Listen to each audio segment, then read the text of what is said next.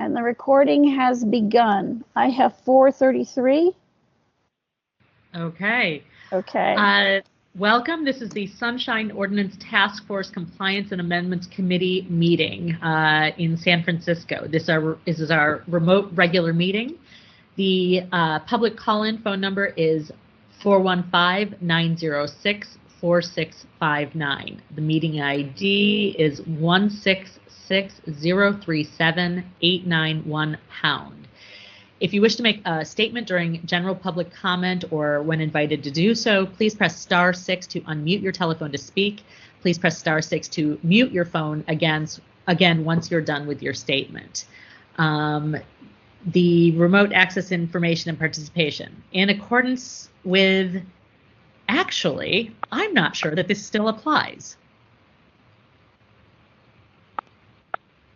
Members, what do we think? I think the emergency ordinance has. I don't think I need to read this part again. I don't think you do. The ordinance has not been. Lila, as far as I know, the emergency ordinance has not been lifted. Has not been lifted, but okay, then I'll read this. The rules have changed regarding the application of the Sunshine Ordinance. I'll read this. Okay. In accordance with Governor Newsom's Executive Order number N3320, declaring a state of emergency regarding the COVID-19 outbreak, and Mayor London N. Breed's proclamation declaring a local emergency issued on February 25th, 2020, including the guidance for gatherings issued by the San Francisco Department of Public Health Officer, aggressive directives were issued to reduce the spread of COVID-19. On March 17, 2020, the Board of Supervisors authorized their board and committee meetings to convene remotely via Microsoft Teams and will allow remote public comment via video conference. Members of the public may participate by phone or may submit their comments by email to cheryl.leger@sfgov.org. All comments received will be made a part of the official record. Sunshine Ordinance Task Force agendas and their associated documents are available at sfbos.org/sunshine. Again, the public comment call-in number is 415-906-4659. The meeting ID is 166037891#. As the COVID-19 disease progresses, please visit the Sunshine Ordinance Task Force website regularly to be updated on the current situation as it affects the legislative process. Meeting decorum. Any member of the Sunshine Ordinance Task Force may call for decorum due to disorderly conduct of meeting participants. Persons who engage in threatening and/or menacing behavior may be asked to leave. Please call the first item. Item number 1, call to order, roll call, and agenda changes. Roll call. Member Neighbors. Present. Member Neighbors present. Member Wong. Present. Member Wong present. Chair LaHood. Present. Chair LaHood present. We have a quorum. I am aware of an agenda change. I spoke to Chair LaHood about this earlier today. For item 5, our Deputy City Attorneys Helen Castillo and Mark Wolf, Price Wolf, will not be presenting attorney-client privilege background and information as was noted on the agenda. So I guess there will be a discussion amongst the committee members themselves. That is the only change that I am aware of. Yes, I don't think they were ever intending to present anything. They had provided us with some information we were going to discuss. I was hoping they would be available to answer questions. Since they're not, we can start the discussion, we can take public comment, and then if we have questions about this discussion topic, we can bring it up again at a future meeting, which I hope they will be able to attend. So, thank you. Any other agenda changes that anyone is aware of? No. Great. Ms. Leger, please call the next item. Hang on.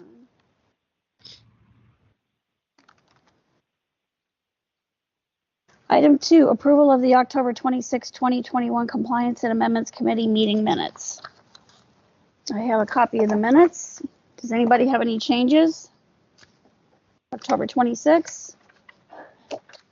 Ms. Leger, this is Member Neighbors. I do have a change. On file 19062. Hang on a second, I'm going to go into my computer and get this.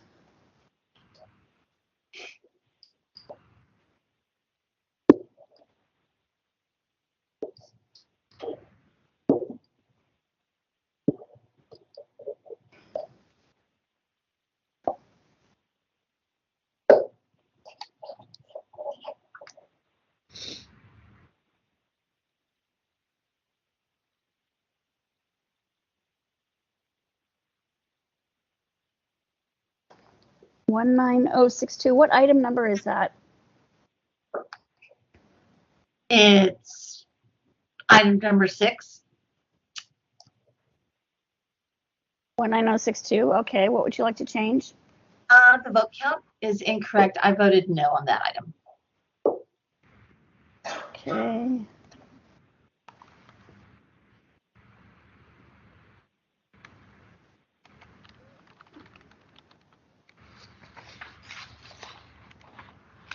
That is corrected. Are there other changes or adjustments that the committee would like to make?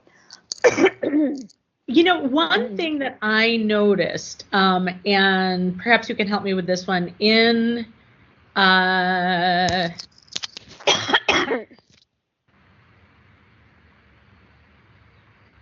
yeah, it was so in item number 3, I'm not entirely clear on Mark Sullivan's comment that he apologized for the last comment. Were you referring to the previous commenter or for something that he had said? Something that he had said. Okay, it's a little bit confusing because the previous comment was on the previous agenda items. Then can we change it for his last comment or his previous comment, because it makes it sound like he's apologizing for something someone else said. Mark Sullivan should apologize for his last comment. Sure. Okay, done.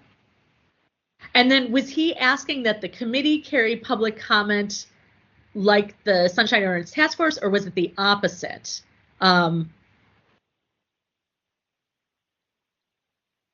That's what he said. Okay, then let's leave that. Yeah. It was just the clarification. I wasn't. Now what you said actually makes sense, and I'm recalling that was what had happened. Okay. Are there other adjustments or changes? On agenda item 7, I think the spelling of Mr. Kolb's names is actually Kolb. Kolb? I believe so. B as in Bob? Correct.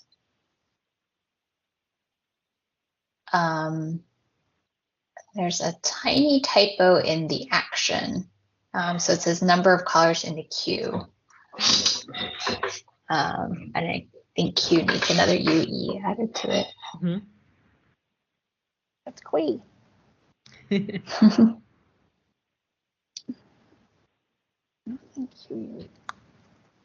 I'm going to look that up in the dictionary because I'm not entirely sure that's correct. If you just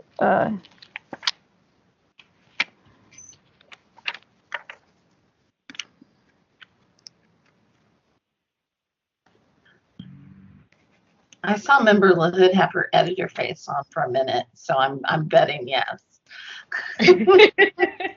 I was scanning another part of the document.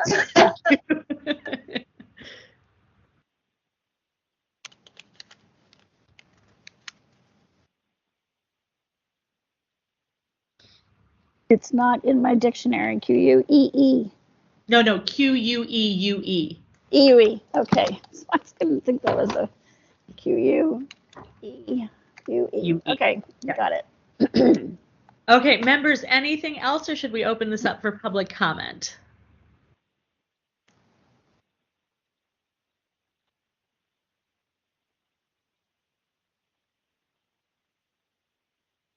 Looks like there's nothing else. Okay.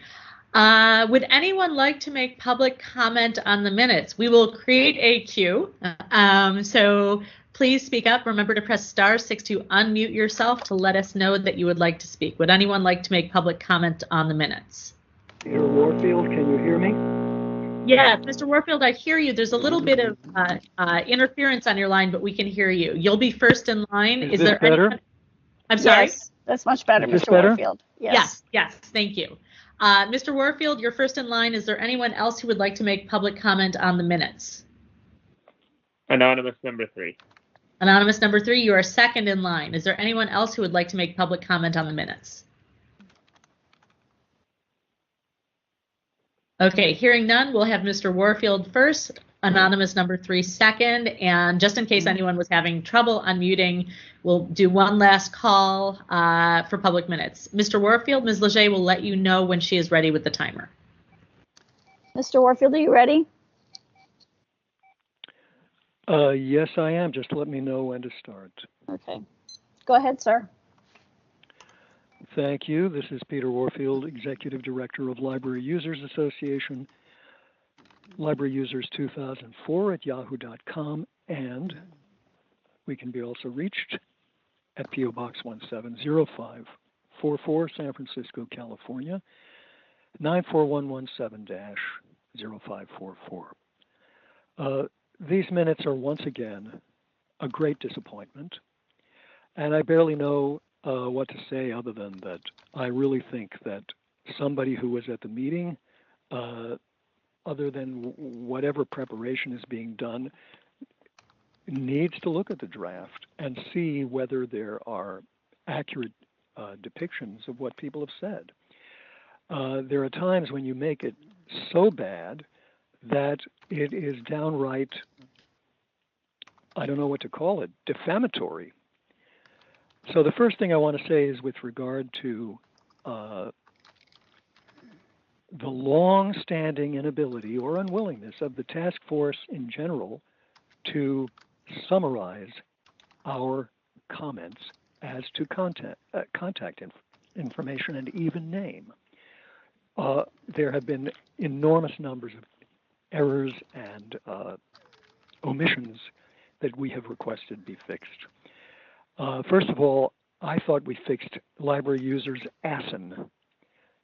The group name is not library users ASIN, period. It is association. You're saving 6 or so characters and adding a period. What's the point? Why do you have to do that? Why? Some of the reasons we've heard about excluding our contact information, which you consistently now seem to be doing, is because, well, if this was a newspaper, the style is, or our practice is such and such. It isn't a newspaper. These meetings go on for hours. People have particular interests in particular areas. They should be able to know how to reach us if we want them to, just as they know exactly how to reach you and they know how to reach the library. And I would like to request that we have what we said about contact information included with every comment when we say it. 30 seconds. On number 3, we did not say the law requires you to provide minutes detailing. The law clearly, and I've said it before, requires summarizing. With respect to key matters in number 6, there's very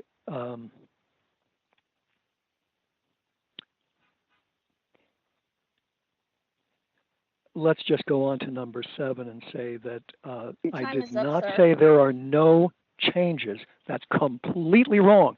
I, in fact, brought up that there were changes, and I don't think it's fair. Time is up. I don't think it's fair that you gave way more room to the library and very little to me, especially details. I'd like to see the details in there.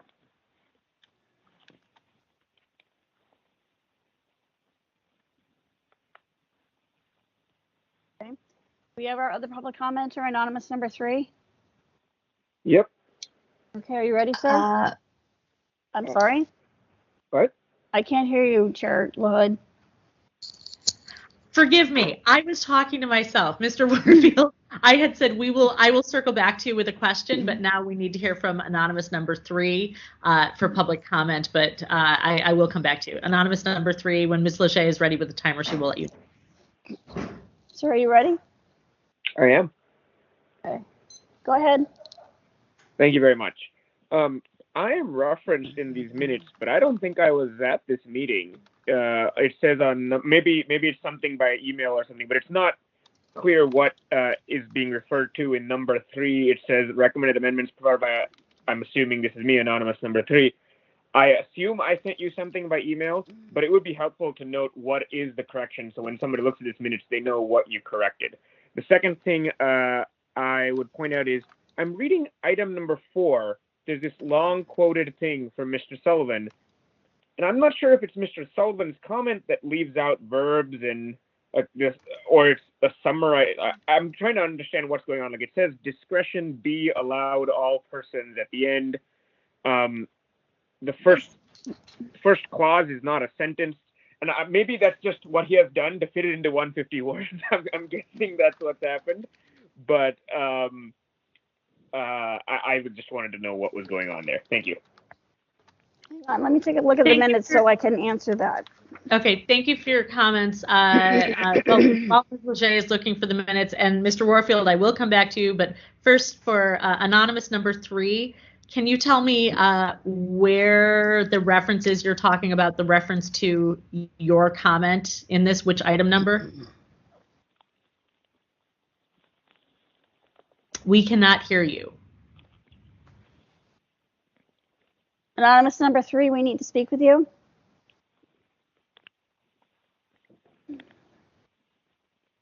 Anonymous number 3, we cannot hear you. Could you please press *6?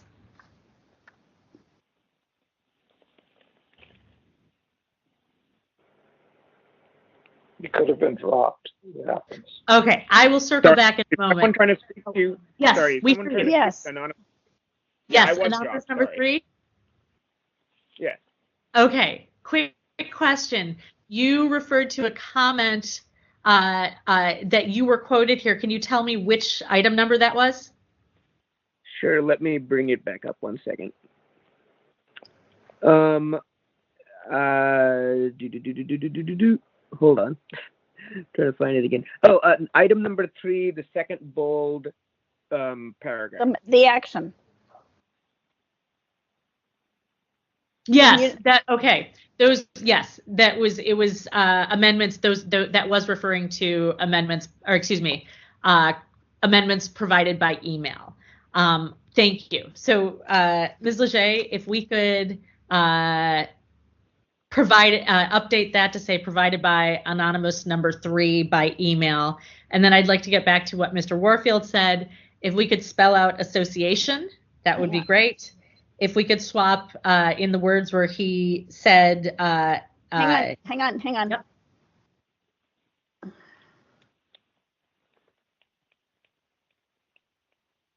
Trying to get to the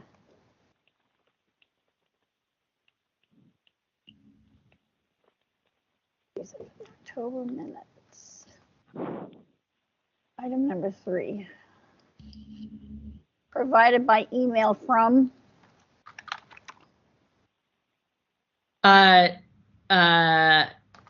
Yes. Okay, got it. Okay. I do see, for the first time, I'm seeing an anonymous with a hand raise. Is that anonymous number 3?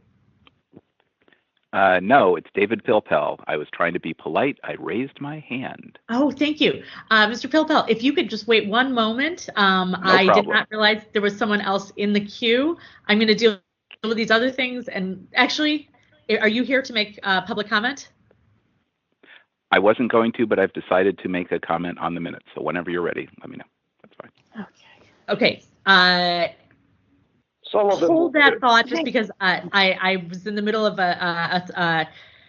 expressing something to Ms. Leger, but you will have public comment on the minutes. Ms. Leger, the other thing that Mr. Warfield had said was if we could swap out I think you had used the word detailing, if we could change that to summarizing. Summarizing. What item number was that? Let me see if I can find this.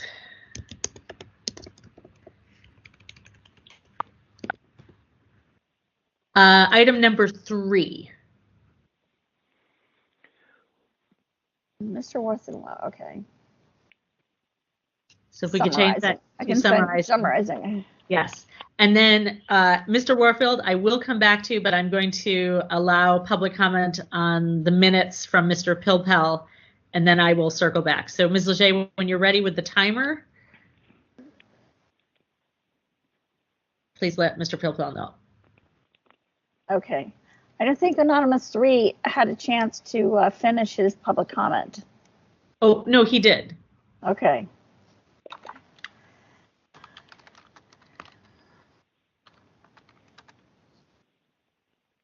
Mr. Pilpil, are you ready? I am. Go ahead, sir. Thank you. So I was not planning to speak on this item, but given the lengthy discussion, I will share my view that the minutes in general, I think, need to have the actions taken, should, where possible, summarize the discussion and some of the points that are raised. I think the ordinance requires a brief summary of public comment.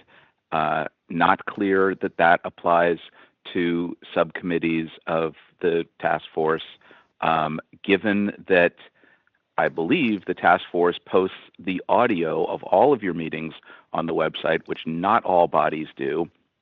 I would be in favor of shorter minutes that, again, summarize the salient points. I don't think you need to include everybody's contact information. The main purpose of the minutes is to provide a written permanent record of the actions taken of the body, and to the extent required or that you deem it useful, to capture the public comment and to summarize the discussion of the members. To go beyond that is to spend gobs of staff time and gobs of public time, like we're doing now, on the content of minutes for subcommittees that will largely not be relevant a month or a year or 10 years from now. So that's my statement on the minutes. Thanks for listening. Thank you, Mr. Pilpel. Sullivan? Okay, Mr. Sullivan, you're here to make public comment on the minutes? Yeah, just really quick. Okay, Ms. Lachey will let you know when she's ready with the timer.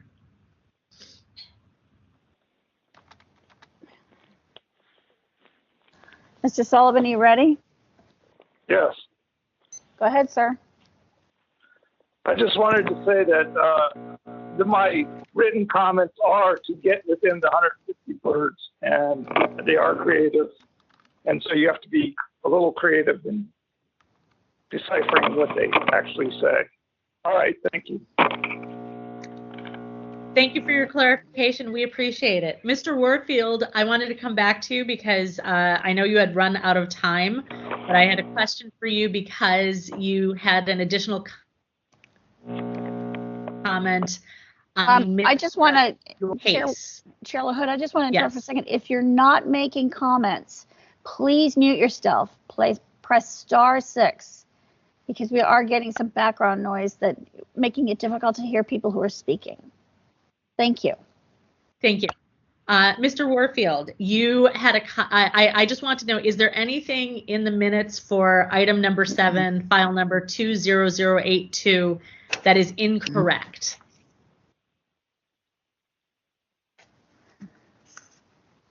Mr. Warfield, we're not hearing you. You might need to press *6.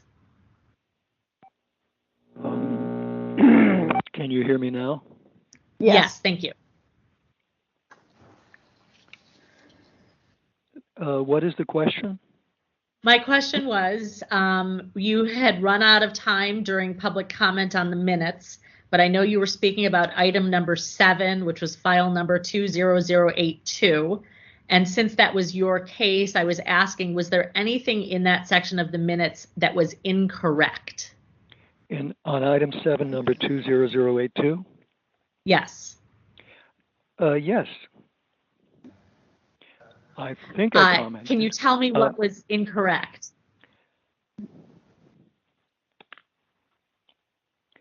Well, in a general way, I would say I would like them to provide fair and reasonable opportunity for public comment, as I think is required by law.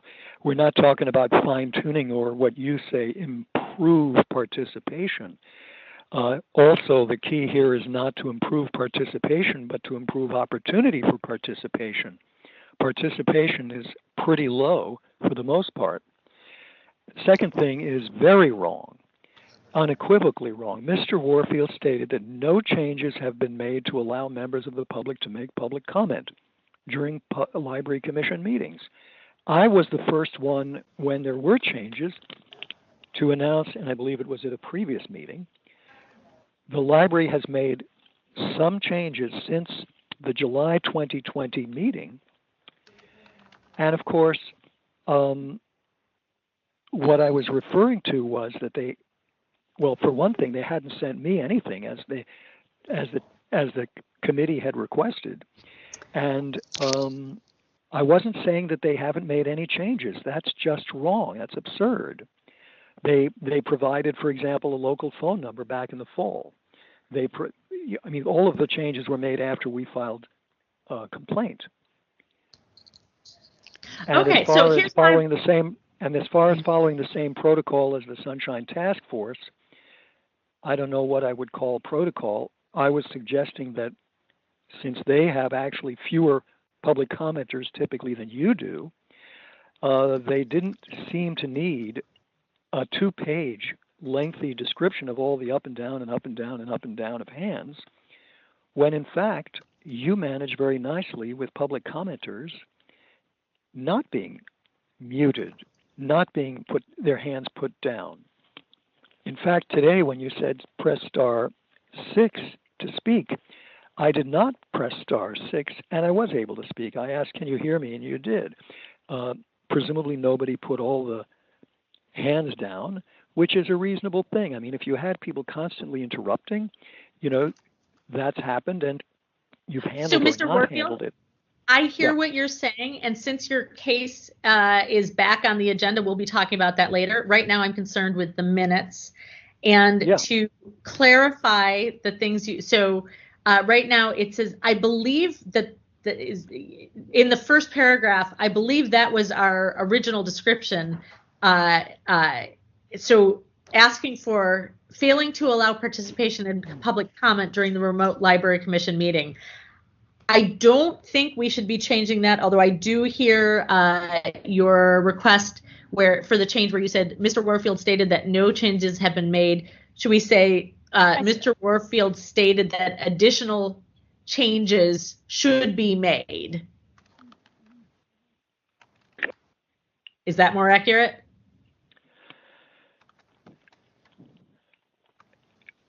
I wouldn't even say additional changes. I would just say the library is still not providing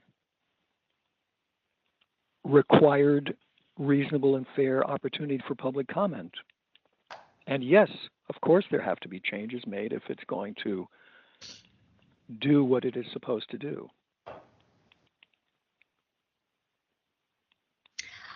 Here's my suggestion. Or Ms. Leger, do you have a recommendation for a slight edit that will convey what Mr. Warfield is trying to say without rewriting the whole section? I was just going to say that Mr. Warfield stated that some changes should be made to allow members of the public, etc. Some changes. Then I would put it more strongly and just say are necessary. I think that would be fine. I think that's acceptable. And it sounds like so Mr. Warfield, thank you for your help with that. Members, any other additional modifications or changes based on what people have said, or do you think we've covered everything? Okay, I'm getting, it sounds like we're okay. Thanks everyone for your public comment, very much appreciated. Ms. Leger, we need a motion. Hang on. There was also a typo in Mr. Kolb's name. I added the B and removed the T in the second paragraph. It's with a K, not a C. It's with a K. Yes.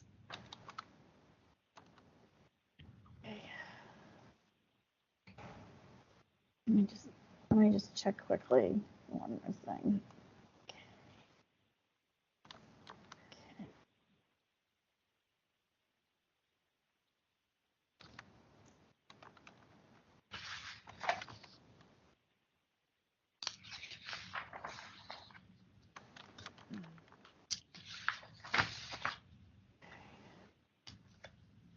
All right.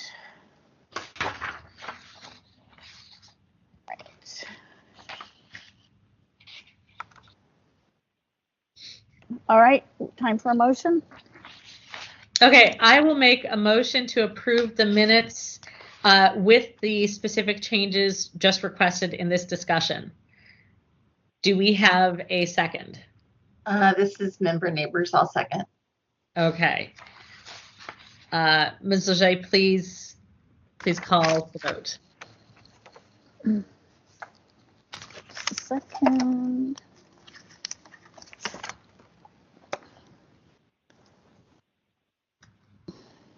Chair LaHood? Aye. Chair LaHood, aye. Member Neighbors? Aye. Member Neighbors, aye. Member Wong? Aye. Member Wong, aye.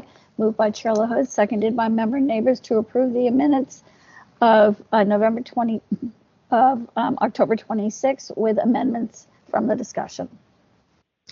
Thank you, everyone. Now we're going to move on to general public comment. Oh, excuse me. Ms. Leger, please call the next item. Yep.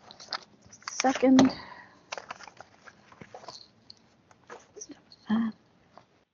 Item number 3, public comment. Members of the public may address the committee on matters that are within the committee's jurisdiction, but not on today's agenda.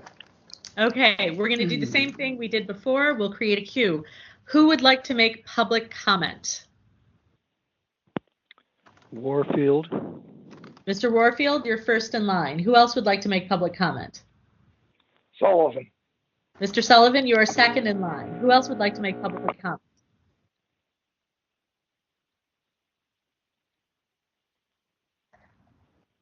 Looks like we have 2 speakers. Okay, 2 speakers, and we'll do a last call after Mr. Sullivan. Mr. Warfield, Ms. Leger will let you know when she's ready with the timer. Mr. Warfield, are you ready to speak? Yes, I am. Let me know when to start. Go ahead, sir. This is Peter Warfield, Executive Director of Library Users Association. We can be reached at libraryusers2004@yahoo.com and at P.O. Box 170544, San Francisco, California, 94117-0544. First of all, I would like to say that your minutes represent the quality of your work and of your thought. Your minutes are crucial to understanding what the issues were, to understanding what the discussion was, to understanding what was considered lawful or not lawful, and to basically what I would say cheat on the minutes is to cheat the public, especially when you have inaccurate minutes or minutes that do not summarize what people have said. I've said before why I consider it important to put my contact information into my public comments where they take away from my time to make public comment. And as you know, I usually have something to say. The idea that you're having only so-called action minutes, which I don't know is clearly defined, that's an absolute minimum. And that's typically for a legislative body that's passing laws or providing contracts. You are evaluating laws and their how well they're being adhered to. And in that case, let's talk about the Supreme Court. Does the Supreme Court say, sorry, or you win, or the other party wins? No. The Supreme Court explains in great detail, usually, what its decision is, but also why, and in exact detail what the legal issues are and what the legal, and so on and so forth. Now, to some degree, you could do that in your orders of determination. I think you should do it much more. Because if people don't know what was the law that was violated and how, what was the action that violated it, well, then 30 how can seconds. you fix it? You need to have a good a diagnosis in order to do a good fix. With respect to carrying out your duties, I think you should be very strict on requiring adherence to the law, because when you are not strict or hazy or vague or let people off easy, it cuts into democracy and the whole process of democracy. And that's a negative thing. You should be very strict about adherence. Your time is Thank up, you. sir.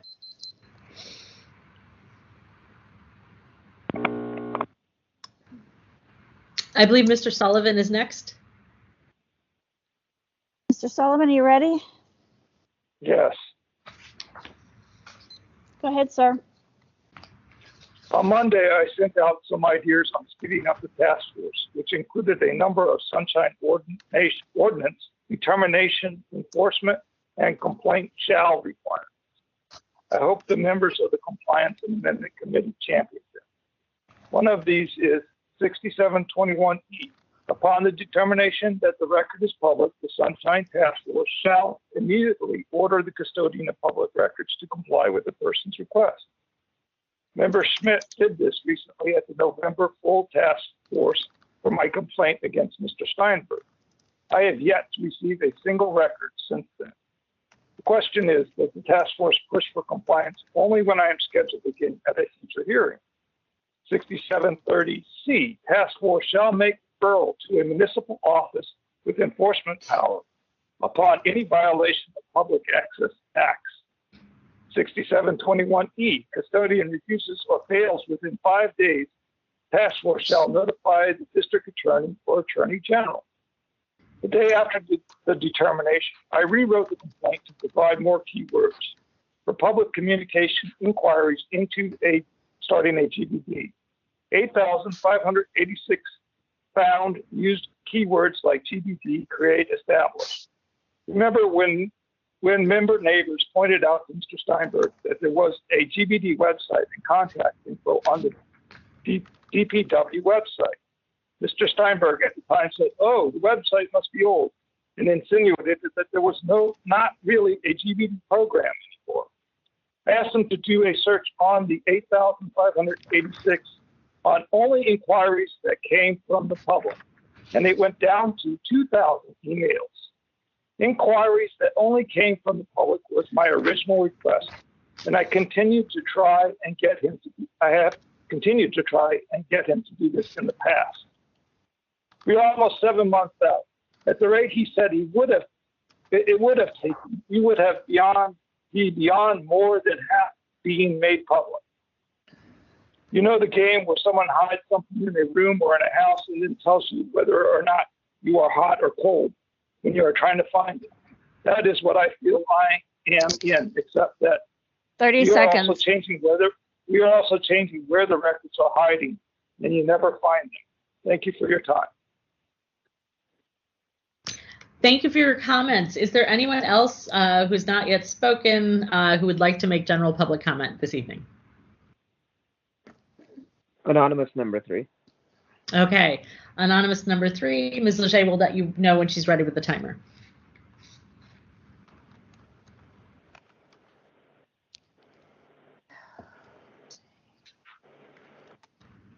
Ready, sir? Yes, I am. Go ahead. Thank you very much. This is anonymous number 3. I wanted to talk about both of the comments, both of the topics that were addressed by the prior commenters. One, the reason this body's minutes are different than other entities' bodies' minutes, where Mr. Pilpel's comments could broadly apply, is because you create orders of determination that are copies of the minutes at the committee and the minutes at the full task force. Those orders of determination then become the administrative record reviewed by the Ethics Commission, District Attorney, the Attorney General, or if we feel like going to court, to court. And it matters that those are accurate. And it does matter what your reasoning is or why you made certain actions, because when other bodies are going to review that, they're going to make a choice of what to review de novo or what to give deference to the task force. And if the task force's determination, reasoning, the evidence from both sides is not clear, they're going to throw out your conclusions more often than they would if it was very clear. And that's why it matters that minutes are at the very least absolutely accurate, and second step, inclusive enough to include all that various information. Second, I very much agree with the comments about how enforcement is in the law. I'm not sure why the task force gives so many more bites at the apple than what the law says. The law says once you determine the records are public, you order them to be disclosed. That's it for records. It also says whenever you find a violation, you refer it to an enforcement body. That's it. You don't need to go through so many extra meetings. And I really do hope that you all consider changing your processes to have fewer meetings and get to enforcement faster so the public actually gets records. I have complaints that are probably, I think, at the 7th hearing now, after 2 original hearings. We're at the 7th because we have to keep going back and forth about what compliance means. It shouldn't need to be that way. Send them to the Ethics Commission and the DA. They can deal with them. Thank you. Thank you for your comments. Is there anyone else who's not yet spoken during public comment who would like to make public comment?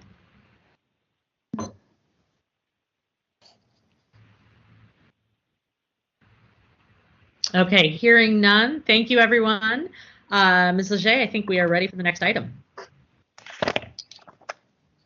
Item number 4, file number 20082, complaint filed by Library Users Association against Mary Giraduzzi and the Library Commission for violating Administrative Code Section 6715 by failing to allow participation in public comment during a remote Library Commission meeting, specifically on July 9, 2020.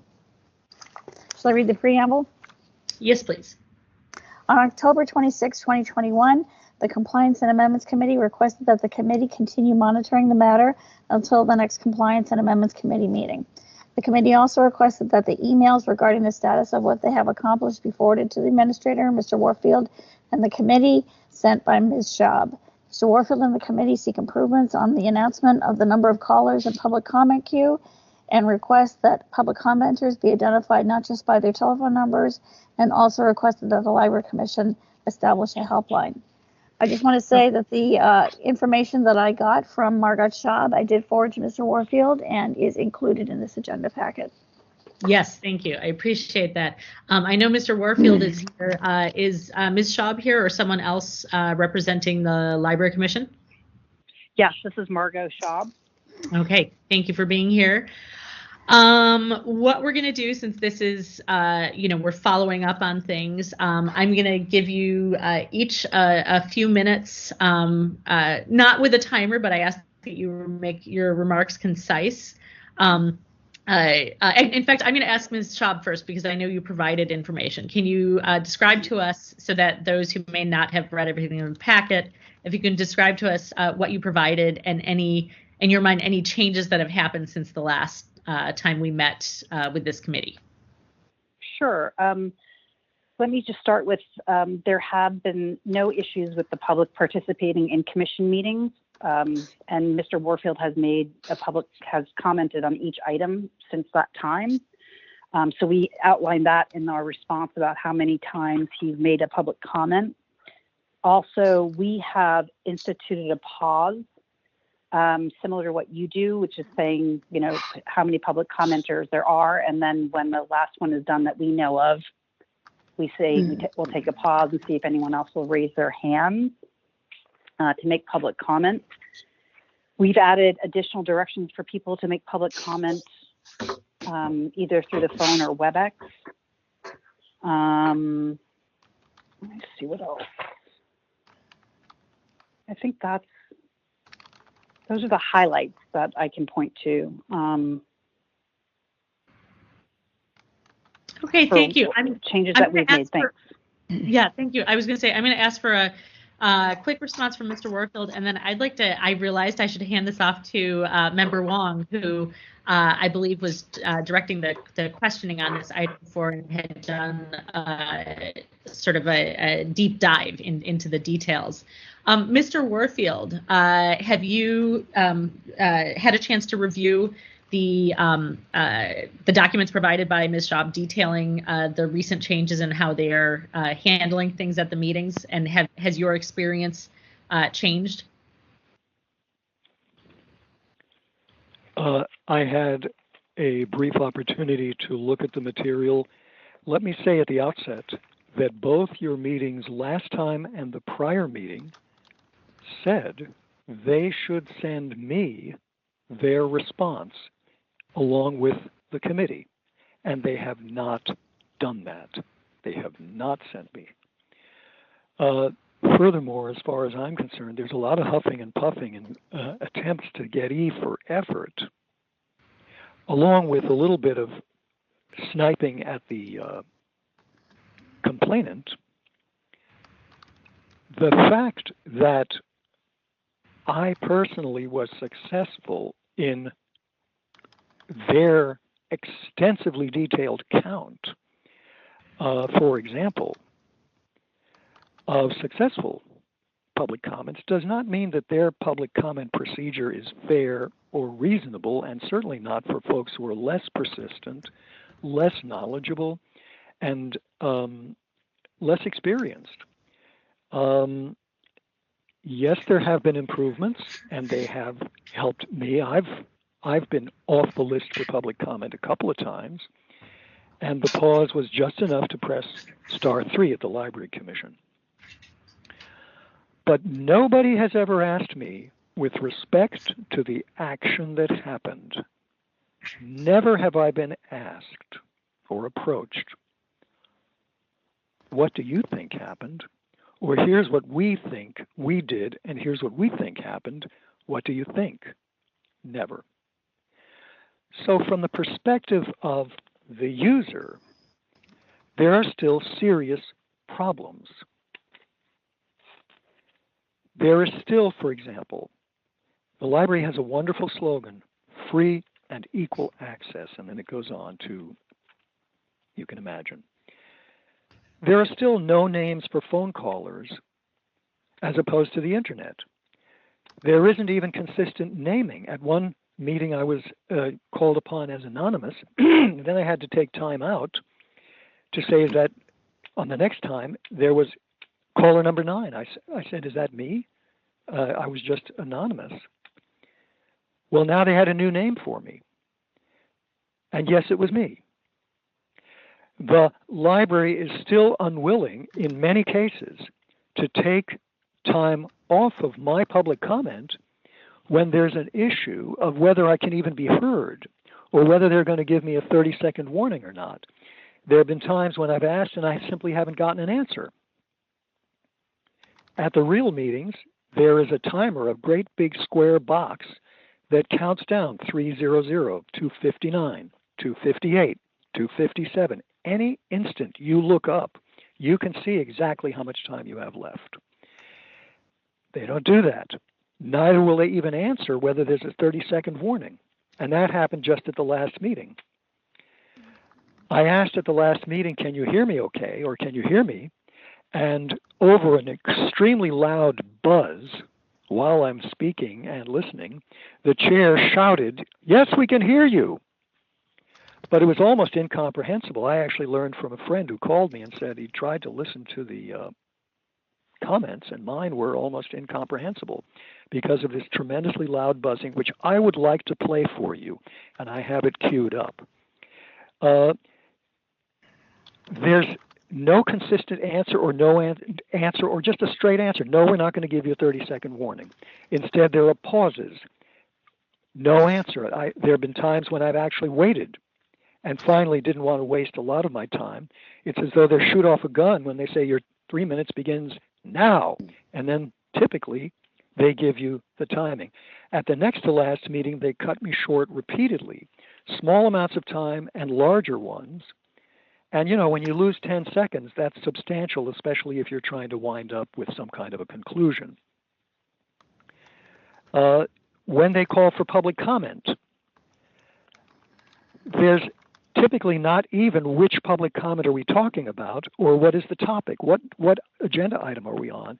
People typically go in and out of meetings, and some people arrive late, some people leave early. It's not typical that people will listen for a phone number or a meeting ID from the very, very beginning, and that's the only time they announce it. If you listen to Board of Supervisors, every time they have public comment, they're very explicit. This is how you can call in. This is what the meeting ID is. Here's the number. Here's the ID. Here's what you have to do to indicate you want to make public comment. They don't do that consistently. And one of the things that I find most troubling is we heard about claims of testing the system, but we never saw anything documented about testing the system. We never saw anything documented about whether they went to human beings or whether they went to try it themselves, or whether they asked me what some of the problems might be or what that particular problem was at that time. So there's a whole range of issues. There's no helpline and no indication that they even looked into it. Some of the specifics that you've asked for simply have not happened. And when on the 17th of November, I asked for information about what they have done with respect to specifics and also what was the essentially background emailing going back and forth, I got a very huffy combo answer for the simpler question and the more complicated one, saying that this was so complicated they couldn't answer. I was asking mostly about what they had done recently in response to the Sunshine Ordinance Task Force's meetings. And they sent me nothing until after the end of the close of business yesterday. And of course, that was after I might look something over, even some piece of it, and possibly have something that I might want to include in the material that I would provide for you with an agenda packet inclusion deadline coming up the next day at 5 o'clock. So there's a range of issues that I think need to be nailed down, including, as an example, the pause. The pause constantly varies. There's never clarity how long it will be. And there's been no clarity about how long a pause should there be. You've heard from me early on and from Anonymous, and I think others. There should be at least 30 seconds of pause. And they don't consistently do anything close to that. And they don't tell you how long you've got. If you are not on the list, then you have how much time to get back on the list. You might be pressing *3 and find that you've put your hand down. You might not understand what they're saying or what the meaning of it is. If there's any question at all, it's not as though they say, let's wait a moment, maybe somebody's having a problem, or there's a flashing on, off, or anything.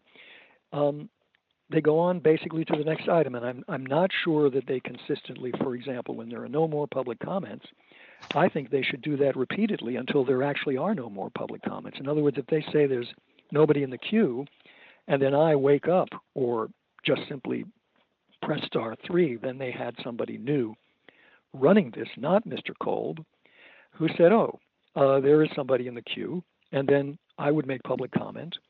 And then I'm not sure that they every time were consistent about any time there's nobody in the queue, making sure that even if that happens not just once but twice or more, giving people an opportunity and also explaining what they need to do to make public comment. Somebody who comes in a few minutes late has no way from to know, either from the library or from their own companions or friends, unless they've written it down someplace, has no way of knowing how to get into the meeting. If I'm listening to the meeting and, wow, this is really interesting, I ought to call a friend of mine, I don't know what to tell them.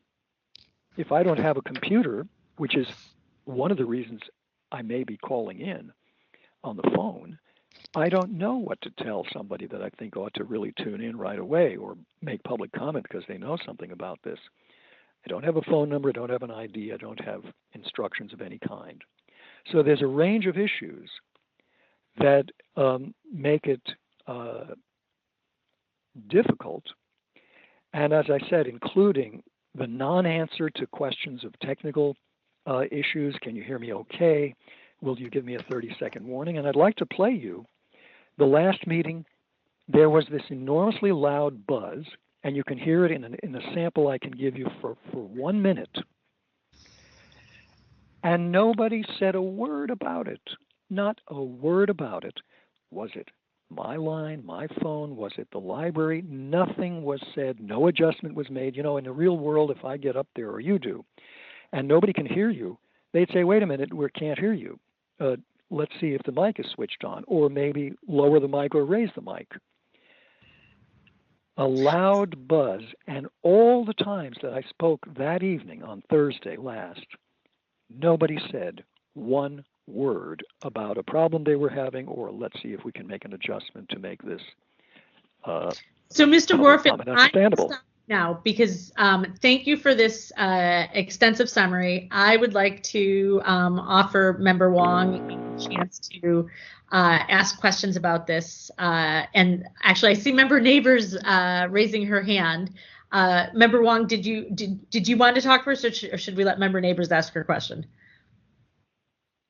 We can let Member Neighbors ask. Please go ahead. So I just wanted to say I attended the last time we spoke about this, we said we hoped that one of us would be able to attend the Library Commission meeting, and I was able to attend the first half of the meeting. So I know very specifically what Mr. Warfield was referring to when he's referring to that buzz and that comment and how the comments were handled. And so I can speak to my observation of those and those experiences from my own perspective only, in viewing the meeting, not from his perspective on the phone. But I can say that from my perspective as someone who was participating, I felt that I was actually very impressed by the way that they refer to the person running their comments as the operator. So the operator is handling the calls, ensuring and reminding people where they, when it's their time to speak. And that buzz was there, but it's the same buzz that I heard on Mr. Warfield's line when he joined us earlier this evening. And I remember thinking at the time, oh, is that a jack problem? Is it a volume problem on his computer where he's getting some feedback or some interference? And maybe that's a problem we can solve pretty easily by looking at that and saying, hey, you could turn your computer down and you won't get feedback, or check your jack for your headphones or something. But I can also say that while I recognized it as such, I could hear him speaking very clearly and giving his comment. It wasn't great, like it wasn't tonight. But tonight when we pointed out to him, he was able to fix it immediately, and then he was very clear. So I think it sounds like he's learned how to address that, which is great. They did a good job as far as I was concerned of making sure no one else was in the queue, double checking.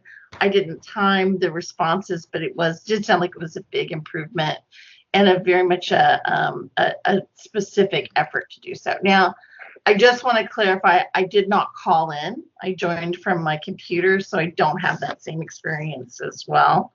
But that was just my kind of outsider's view of the situation. Thank you. I appreciate that, and thank you for taking the time to observe part of that meeting. Member Wong, do you have questions for Mr. Warfield or for Ms. Shaw?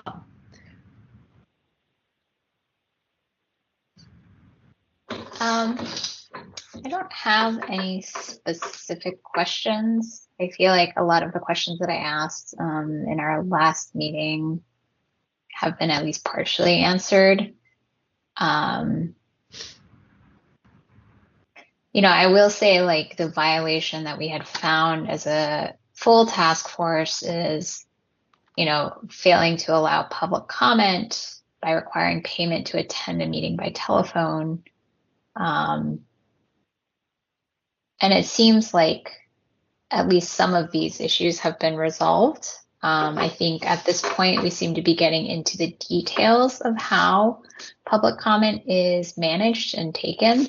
And, I agree there are sometimes better ways to manage public comment to ensure everyone has a fair shot and their full 2 to 3 minutes that they deserve. But I would say, based on, I feel like what we've heard today, what we received over email, and what Member Neighbors is saying,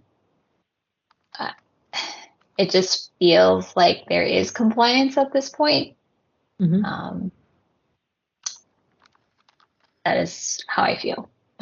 Here's an interesting point, and I just realized it this way. I know, Mr. Warfield is of course concerned about his own ability to comment, and I appreciate that he's concerned about other people's ability to comment and participate. That said, I don't, I think broadly we want to ensure that as well, and that's part of our job here, with the Sunshine Ordinance Task Force. At the same time, I don't think our job in terms of ensuring compliance here is about making sure that every possible use case we can imagine is satisfied, because we're not getting complaints from people who may be experiencing those other things. We do want to make sure that Mr. Warfield can fully participate.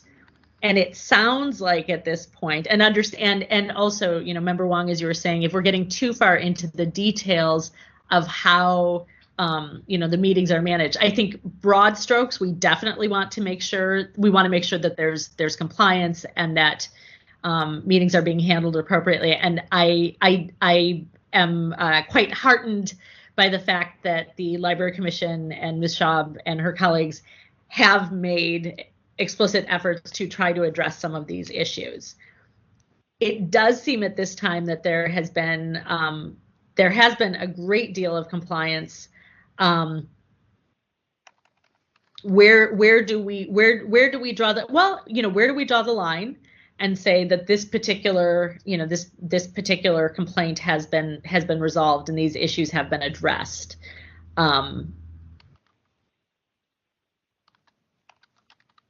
Do you members, do you have additional thoughts on these, or additional, maybe we could give we have heard from both parties. I don't want to close things off prematurely, but at the same time, we can't go on indefinitely monitoring one case when there are so many other cases that also need our attention.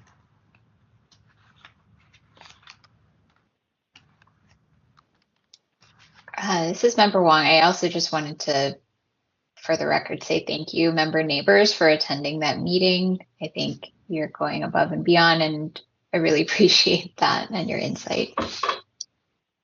It was my pleasure. I learned a lot about the Library Commission.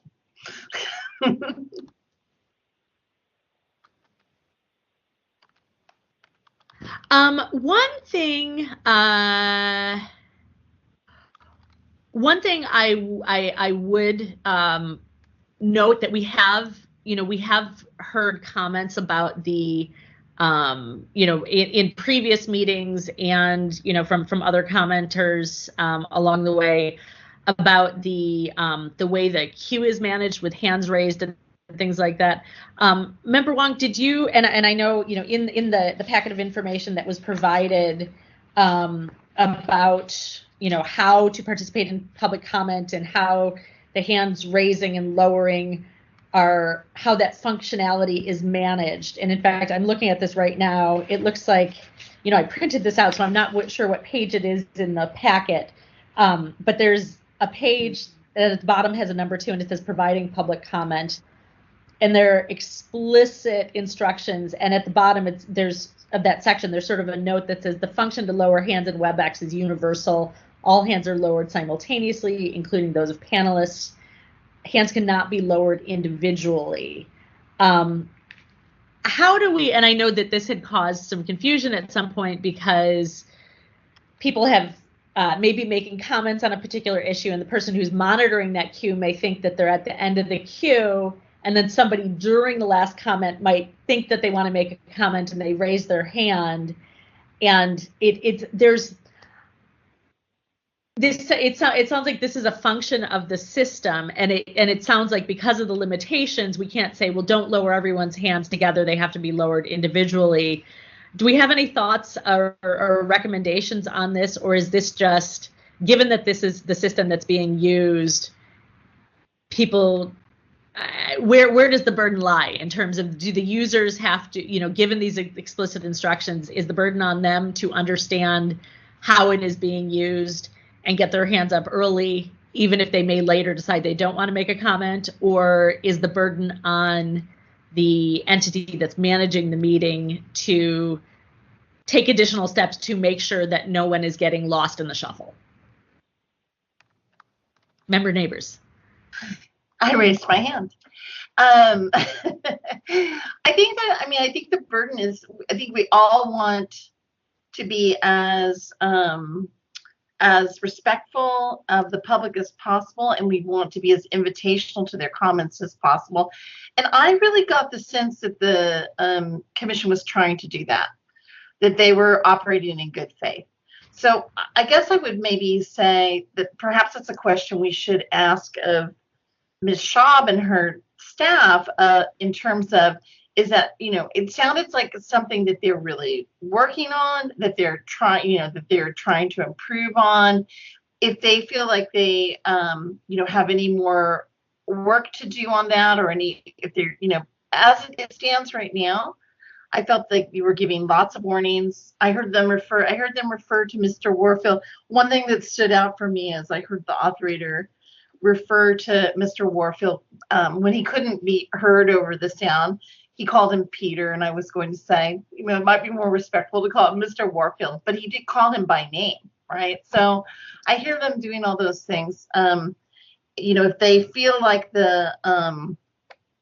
if the hands thing is something that they still need to address, I would love to hear their perspective on that as well.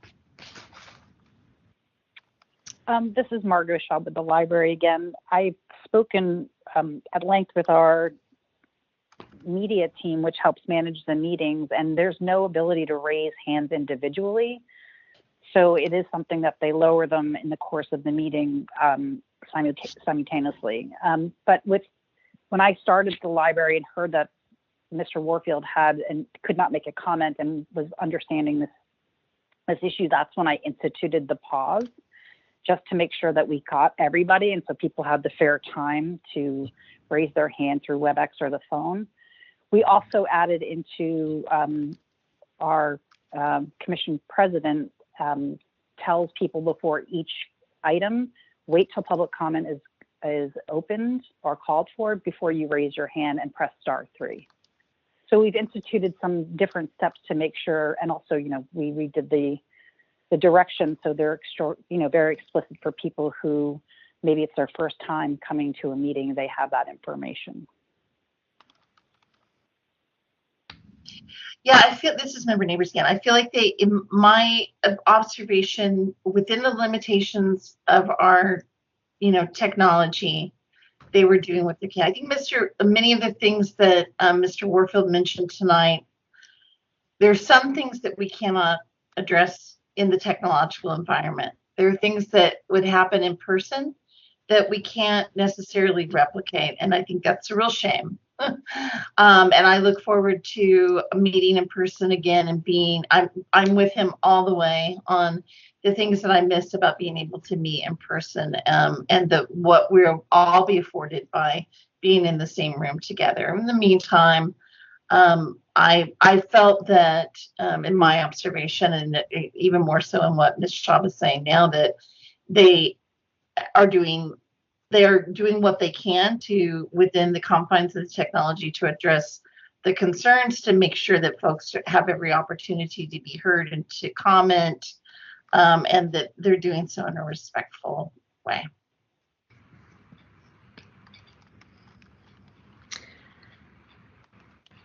Okay. Any other so I want to ask Mr. Warfield, given, we understand, first of all, I appreciate that you initially brought this complaint, and I think because of that complaint and the order that was issued, you helped resolve some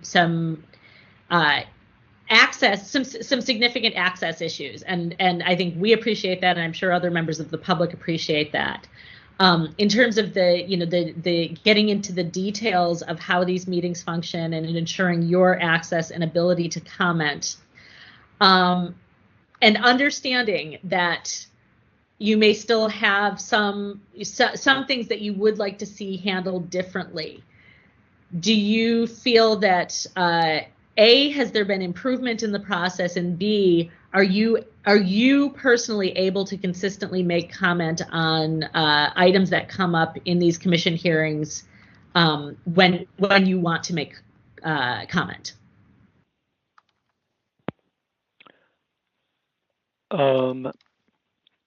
As I said before, can you hear me? Yes. As I said before, the fact that somebody who attends every meeting for years, the fact that somebody who has been on this for quite some time, the fact that such a person can make some public comment is not, yes, I have made public comment even before I filed a complaint. At the first 2 meetings before I filed a complaint, I was once unable to make public comment. But in those meetings, there were several people who actually had trouble making public comment and said so. And as I said before, if you looked at the minutes of those meetings, the Library Commission actually had multiple people who had problems saying so. But how many people were never even able to get in? How many people were not able to get in because, for example, it happened to me at least once. I think if you call the number for last week's meeting at the Library Commission, the system will tell you you've either dialed the meeting ID wrong or the meeting has not yet started. And then they play some music, and you could sit there, who knows for how long, without having any idea that you're in the wrong place at the wrong time for that meeting. If you want to go to a meeting today and you somehow got last week's or any other last month's, whatever you got, the system doesn't tell you what meeting you've dialed into. And I think that's actually a serious problem with the system or its implementation. And let me say that I think there's a lot of red herrings being given here. The library, there was never an issue about whether WebEx allows all hands to be raised or all hands to be lowered or individual hands to be raised or lowered. That was never an issue. I don't know where that came from.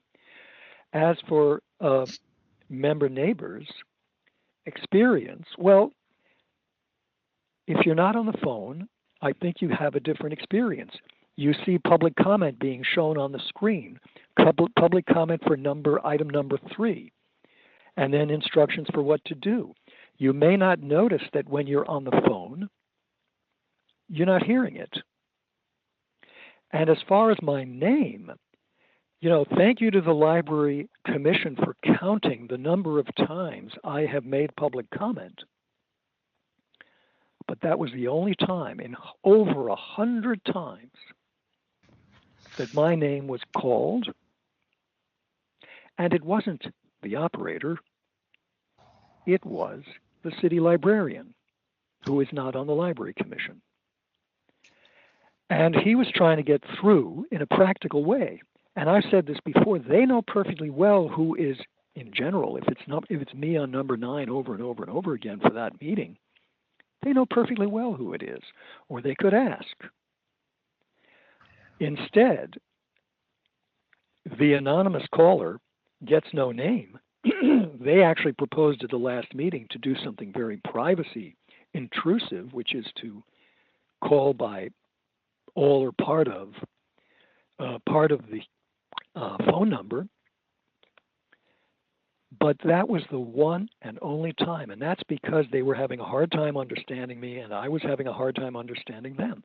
And in fact, if Ms. Neighbors heard my public comment as having made a racket or some kind of a noise similar to what she heard on the Library Commission, that was fixed in practically no time by the very simple procedure of saying, we're having trouble hearing you, or whatever it was that was said, and it was fixed immediately. There may be a problem with my line or my phone, I don't know. But there are certainly things, if there's a problem with people hearing me, that I can do. I can stop talking on speakerphone. I can turn some kind of volume up. I can speak closer or further away. There's a whole range of things, just as you have in real meetings, where you fix the problem pretty much immediately, as soon as you detect it. I would like to play you 1 minute of the meeting and that first public comment at Thursday's meeting, so you can hear how it went and how I asked a question about a 30-second warning, which was not answered. I understand that you're concerned with getting bogged down, and yes, I think Mr. Sullivan had the right point, and maybe it was him or anonymous number 3. But I don't think you have to wrangle with this ad infinitum. But many of these issues, I think, will knock people out of the box. If they don't know what number to call, if they don't know what the meeting ID is, and it's never announced more than once in a more than 2-hour meeting, I think that's a problem. I think it's a problem to play, to tell me you can hear me or hear me okay, when it's, as I said, a friend of mine said it was incomprehensible. And I would like to play you 1 minute. May I play you 1 minute? Sure. I'm a little bit concerned that, but you know what? I will let you play it. I'm concerned, though, that the audio quality is not going to be very good because you're going to be playing it into your phone to us. But I will allow it if it is truly one minute or less. So please go ahead and press play. All right. *3 to line up to speak. Can you hear that okay? Mm-hmm. Operations. Are there any commenters in the queue? Madam President, there are currently 3 commenters in the queue. Thank you. Would you put them through, please? The first one. Call-in user 9. You are next up to comment. Your 3 minutes begins now. Yes, can you tell me, is that me? Yes. Beg your pardon? Yes. I didn't hear. Is that me speaking? Yes. Yes. Hello, is that me speaking? Is that I'm number 9? Yes, go ahead, Peter. I'm going to start speaking anyway, though I didn't hear anything. And I hope you'll start my public comment now. The library still appears to be involved. This is Peter Warfield, Executive Director of Library Users Association. Library Users 2004 at yahoo.com. You can also be reached at P.O. Box 17. Okay, I think that's enough for you to get a sample. I can only say that it got worse as the meeting went on, and nobody did what you did. The reasonable thing, which is you correct what Anonymous called administrivia right when you get to it and settle it, and that's the solution. Evidently, it might have been something with my line or my phone, but there was no effort at all to find out what's going on, and that not figuring out what's making something incomprehensible or very hard to understand is something that should not happen. There should be attempts to give people a fair and reasonable opportunity to make a reasonable public comment. And again, it was the city librarian. Actually, I have a question, and that is, this is the first or second time, I believe only, that this person has been, I would like to know who that was, because it was not Mr. Kolb, who by and large has been the one who has handled this stuff before. And maybe the tone has changed. I don't know. I don't recognize the name, so I'm curious if you would ask who this was and where they came from, possibly another department or what. Mr. Kolb has not been handling the meetings recently. But anyway, that's an example of, you can hear for yourself. I'd be interested what you think. I think it was pretty clear when it was just the chair and the person from IT, presumably, or whoever it was. I'd like to know who it was and how come they changed and didn't have Mr. Kolb this time or recently. And yeah, it was a whole different tone, actually. But that name that was called, Peter, was the only time that I can recall ever being addressed by name when making public comment. Mr. Warfield, thank you. Ms. Schaub, I have a question. I don't know that it matters who is, whether it's Mr. Kolb or someone else, but I'm curious, are the instructions for the person to start timing as soon as they call out, user number 9 or whoever it is, or are the instructions to them to begin timing when the person begins speaking? The latter, when they begin Okay. speaking. Okay, so it sounds like, and can you tell us, was that person filling in who said, your time starts now? That is Bill Kolb. Oh, that was Bill Cole. Okay. Yeah. On November, okay. on the last meeting? That was Bill Kolb. Okay, thank you. Okay. So it sounds like Ms. Schaub is saying that the policy is to start the timer when the person starts speaking. I did hear the interference on the line. I think that is one of those things that is challenging because especially if it seems to be happening with one person, it's who knows what the issues are on their end and whether they have any control over it. Mr. Warfield, I hear you. I've been in this position where I've been having technical issues, and it's not fun, especially if you need to participate in it's something that's where you're under deadline pressure and you don't have control over the parameters of the event.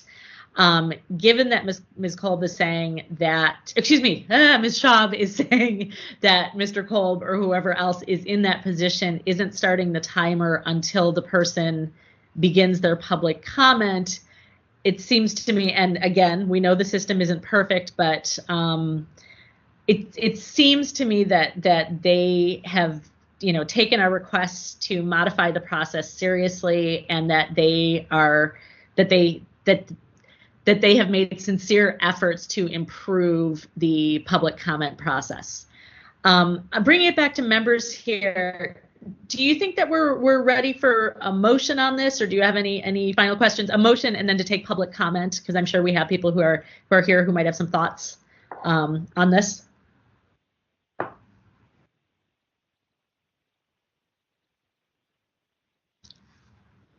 Would one of you like to make a motion?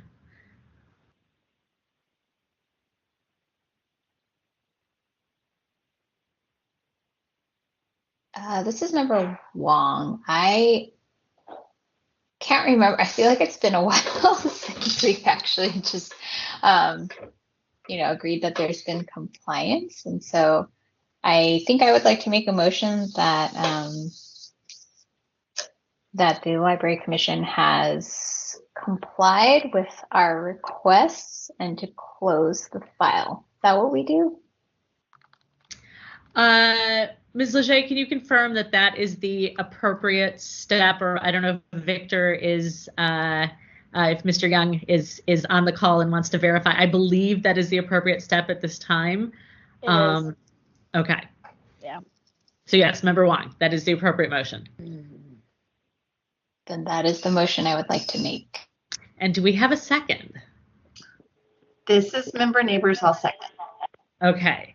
So we have a motion from Member Wong that the Library Commission has complied with our order of determination and that we intend to close the file.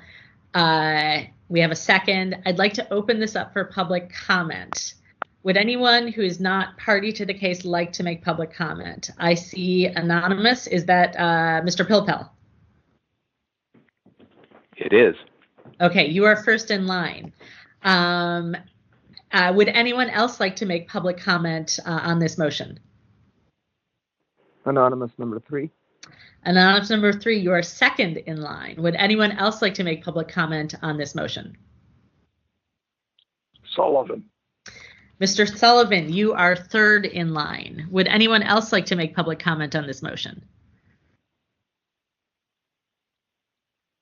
Okay, we will do a last call for public comment, but the current order is Mr. Sullivan, anonymous Mr. number. Pilpel.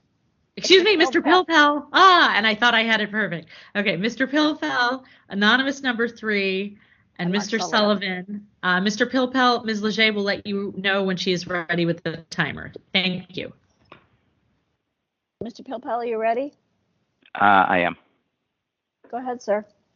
Thanks, David Pilpel. So in this case, I'm not that concerned about what order this public comment is taken in. I'm choosing to not weigh in on the substance of the complaint or the compliance question, I did want to note that I saw in the paper the other day, I believe Ms. Ghilarducci's husband passed away recently, and so I just wanted to reference and recognize that. Please pass on my thoughts to Commissioner or President Ghilarducci.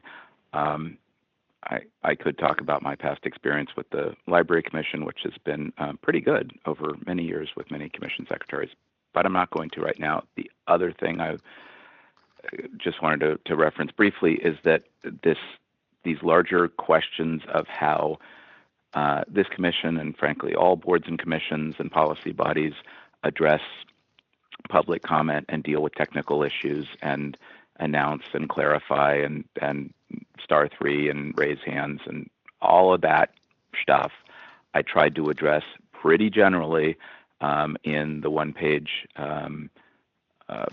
proposed advice to all policy bodies, which I hope all members have and hopefully will be on an agenda someday soon at the full task force.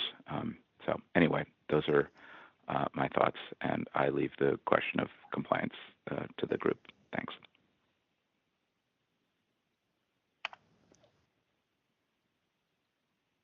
Thank you, Mr. Pilpel. Anonymous number 3, Ms. Leger will let you know when she's ready with the timer.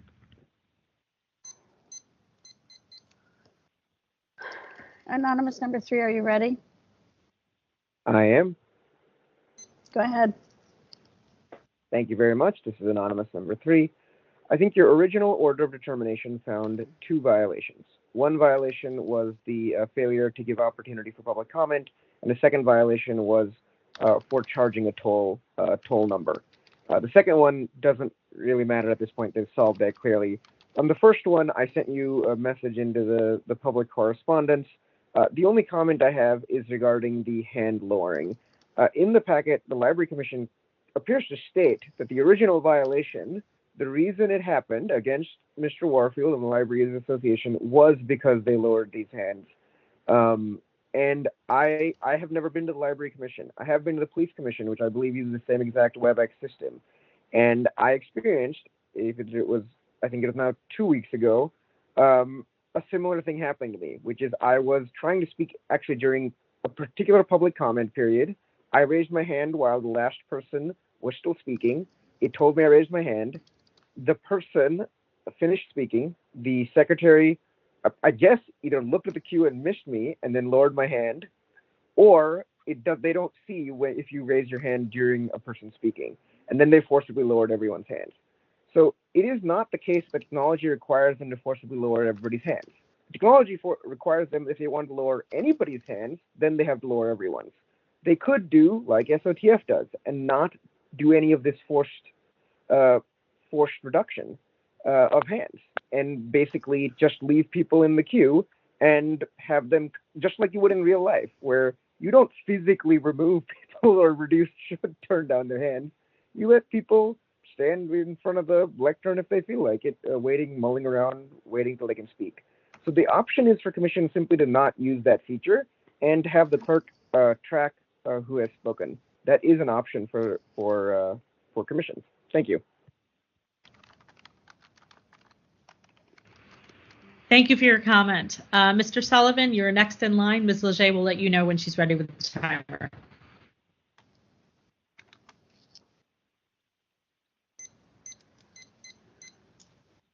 Mr. Sullivan, are you ready? Yes. Go ahead, sir. Yes, the option Mr. Anonymous 3 has said has already been given to them, and apparently they have not been willing to take that.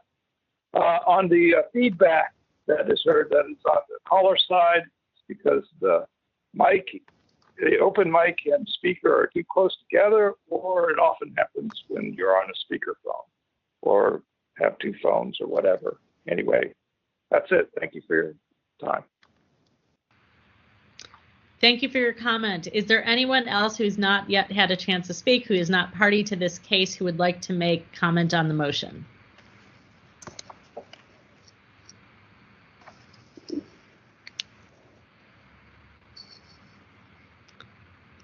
Hearing none.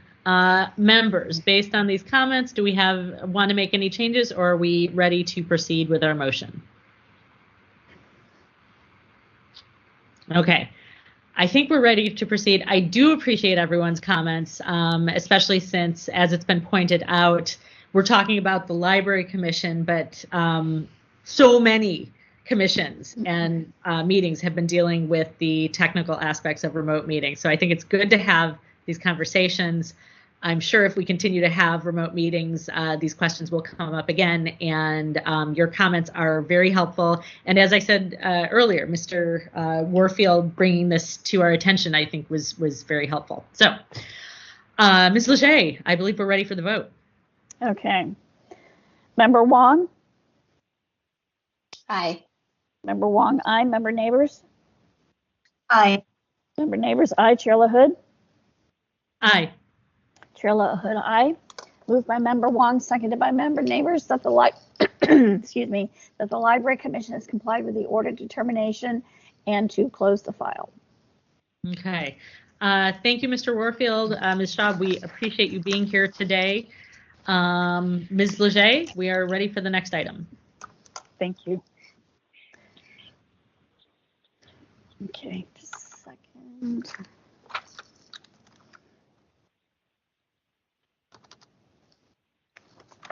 Item number 5, file number 21154, hearing to review issues related to attorney-client privilege. As stated at the beginning of the meeting, our deputy city attorneys could not be available, so this will be a conversation between the committee members. So, I just a preface on this. The reason that I wanted us to, and I'm going to say begin a discussion on this, because I would like for us to sort of look at the documents before us, ask questions among ourselves, maybe get some public comment on this issue. And the reason I wanted to bring this up, and the reason why this committee is bringing it, is having this discussion about attorney-client privilege, is that it often comes up in complaints, and we hear different agencies and departments and saying, well, we can't release that because of attorney-client privilege. And I don't think we have. I'm not an attorney. I don't think committee members, no attorneys among us. Is that correct? We are not attorneys, but yet we are responsible for upholding the Sunshine Ordinance. And I think it will benefit us, and perhaps we can share this, what we learn with the full task force, to better understand what the scope of attorney-client privilege, what the scope of that is, and also there's another term, attorney work product, which is related but slightly different. We had what was provided, what was recommended that we review by our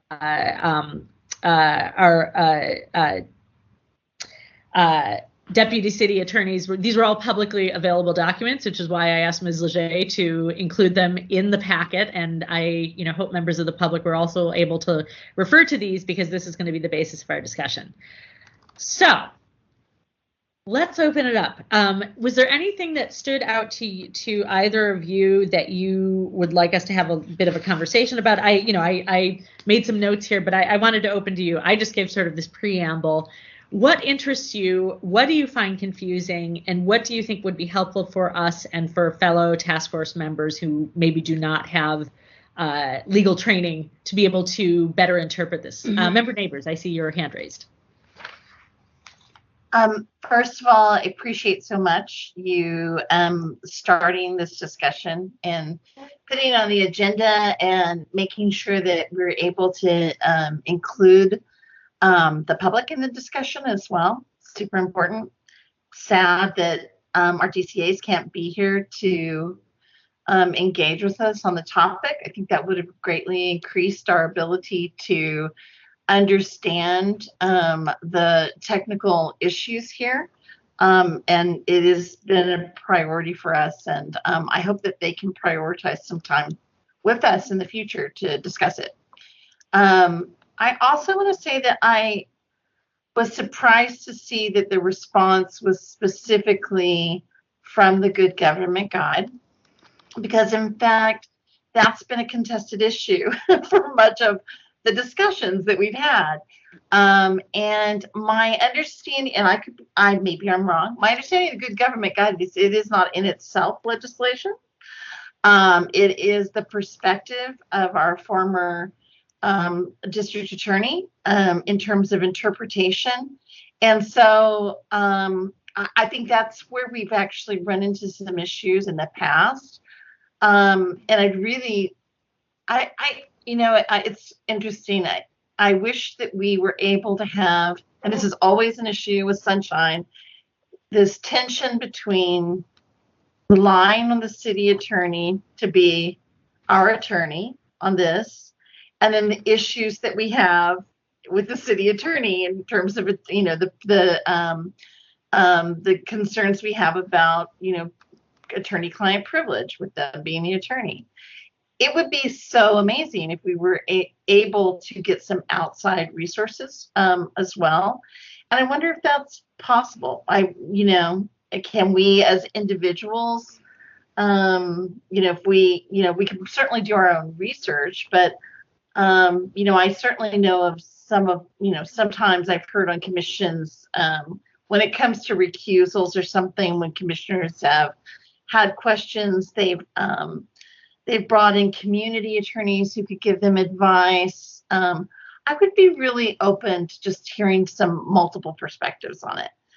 It's just confusing to me that we're so limited to this one perspective, because I've read this. We all had the mandatory training on the Good Governance Guide, I think, right? So we've all done that piece. So it's not really adding anything for me. It's just opening up more questions. So that's where I'm at.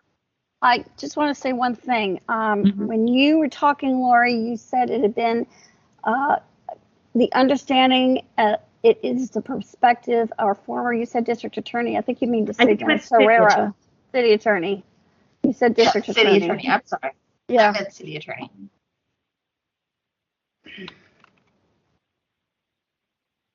So yeah, one thing that struck me in reviewing this is, the repetition and enforcement that, and I understand why, but that individuals cannot waive attorney-client privilege, that only the city can, and only, the highest level person in each of these areas. But it's interesting to me because, I'm on page P127. It says, if a board or commission waives the privilege, the advice becomes a matter of public record available to any member of the public upon demand. And in my mind, I'm like, well, we want this. And it almost makes me think there should be an easier process for, I understand why things might need to be initially covered by attorney-client privilege. Do we have, and maybe I'm not aware of, or could we have a better process for, when public records requests are made, instead of returning back, here's what we have and everything else is covered by attorney-client privilege? Wouldn't it be great if then, okay, so it was covered by attorney-client privilege. Can we ask, can there be an immediate ask, does it need to be covered by attorney-client privilege? Because sometimes things are covered and they no longer need to be covered. But if the answer, how can it, and then if it has to, maybe there's someone who it's covered by attorney-client privilege. Could an intelligent person within that department determine whether it still needs to be covered by attorney-client privilege, or does it need to go all the way up to the top for authorization to release that? And if that's so, would there be an easier way to, release, to waive attorney-client privilege without putting the city at risk? I am seeing Anonymous, who I believe is Mr. Pilpel, raising hand. Mr. Pilpel, is that you? It is. When you get to public comment, I have some thoughts to share. You have some thoughts to share. Well, members, do you have anything else to say at this moment, or should we? Member Wong, please go ahead. Yeah, so speaking to member Neighbors' point, I do feel the same way. It seems like us having only the advice of the city attorney is in some ways, there's a conflict of interest there because they are meant to, advise also these city committees, task forces, et cetera, and we are here to enforce those committees and task forces. And so we've seen that there have been conflicts between our task force and sometimes the advice that is given to us by our DCAs. And so how do we find a balance there? I like the idea of being able to try to get outside counsel. Potentially, I think it helps a lot sometimes having Member Schmidt on the task force to get his take on things because he sometimes has a different perspective. And then sometimes he has the same. So I think those things are helpful. One thing that I noted in the packet, I can't remember what page it's on. There is a note that says this privilege extends to all such communications, including those pertaining to open government and conflict of interest / ethics issues. Yes. Notwithstanding language in the Sunshine Ordinance suggesting the contrary, that is superseded by the charter and state law. St. Croix or St. Croix, depending now if you're drinking the water. Versus Superior Court in 2014. So I found that particular piece pretty interesting because it seems to also contradict what we have brought up multiple times during task force meetings. Just some thoughts. I feel like as with both of you, just more questions after reading all of this.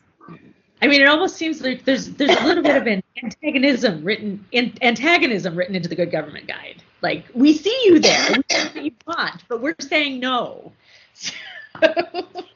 Yeah, I think also that with that court case, and that would be a question. Oh, that would be a question I would have also.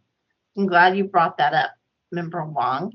Is that I know that's a very controversial finding. And I'm wondering if that's the end of the line or if there have been other cases. Because, I mean, I'm not an attorney, but I know that you can choose your case law.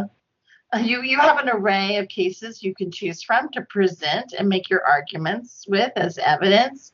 And I'm curious as to whether or not there are other cases or outcomes that would inform this perspective as well that aren't cited in the Good Government Guide. I don't know. There are not.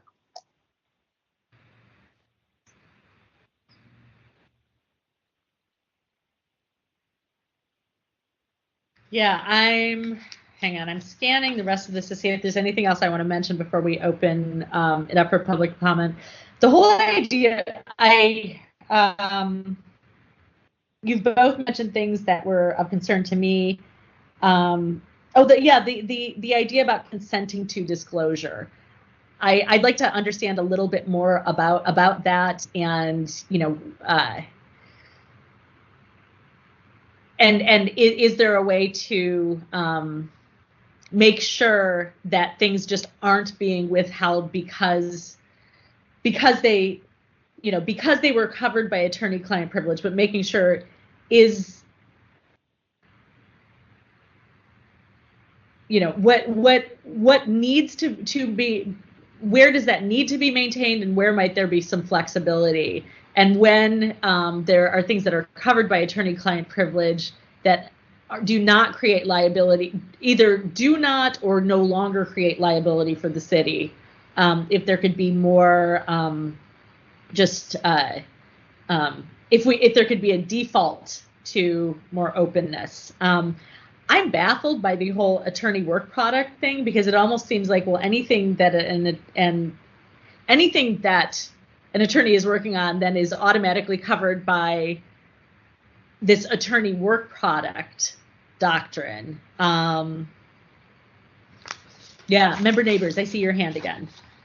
Yeah, the work product piece also has come up before with emails, right? Where it's like, is this email a work product? And then if the subject line continues to be attorney, this is under attorney-client privilege, then does the whole email chain become this protected work product no matter what happens? And and as I know that I've said in past, it seems it seems like I'm not saying anyone's done this, but it seems like an easy way someone could ostensibly hide information or keep information from being disclosed if we're not careful on making sure that we're probing that.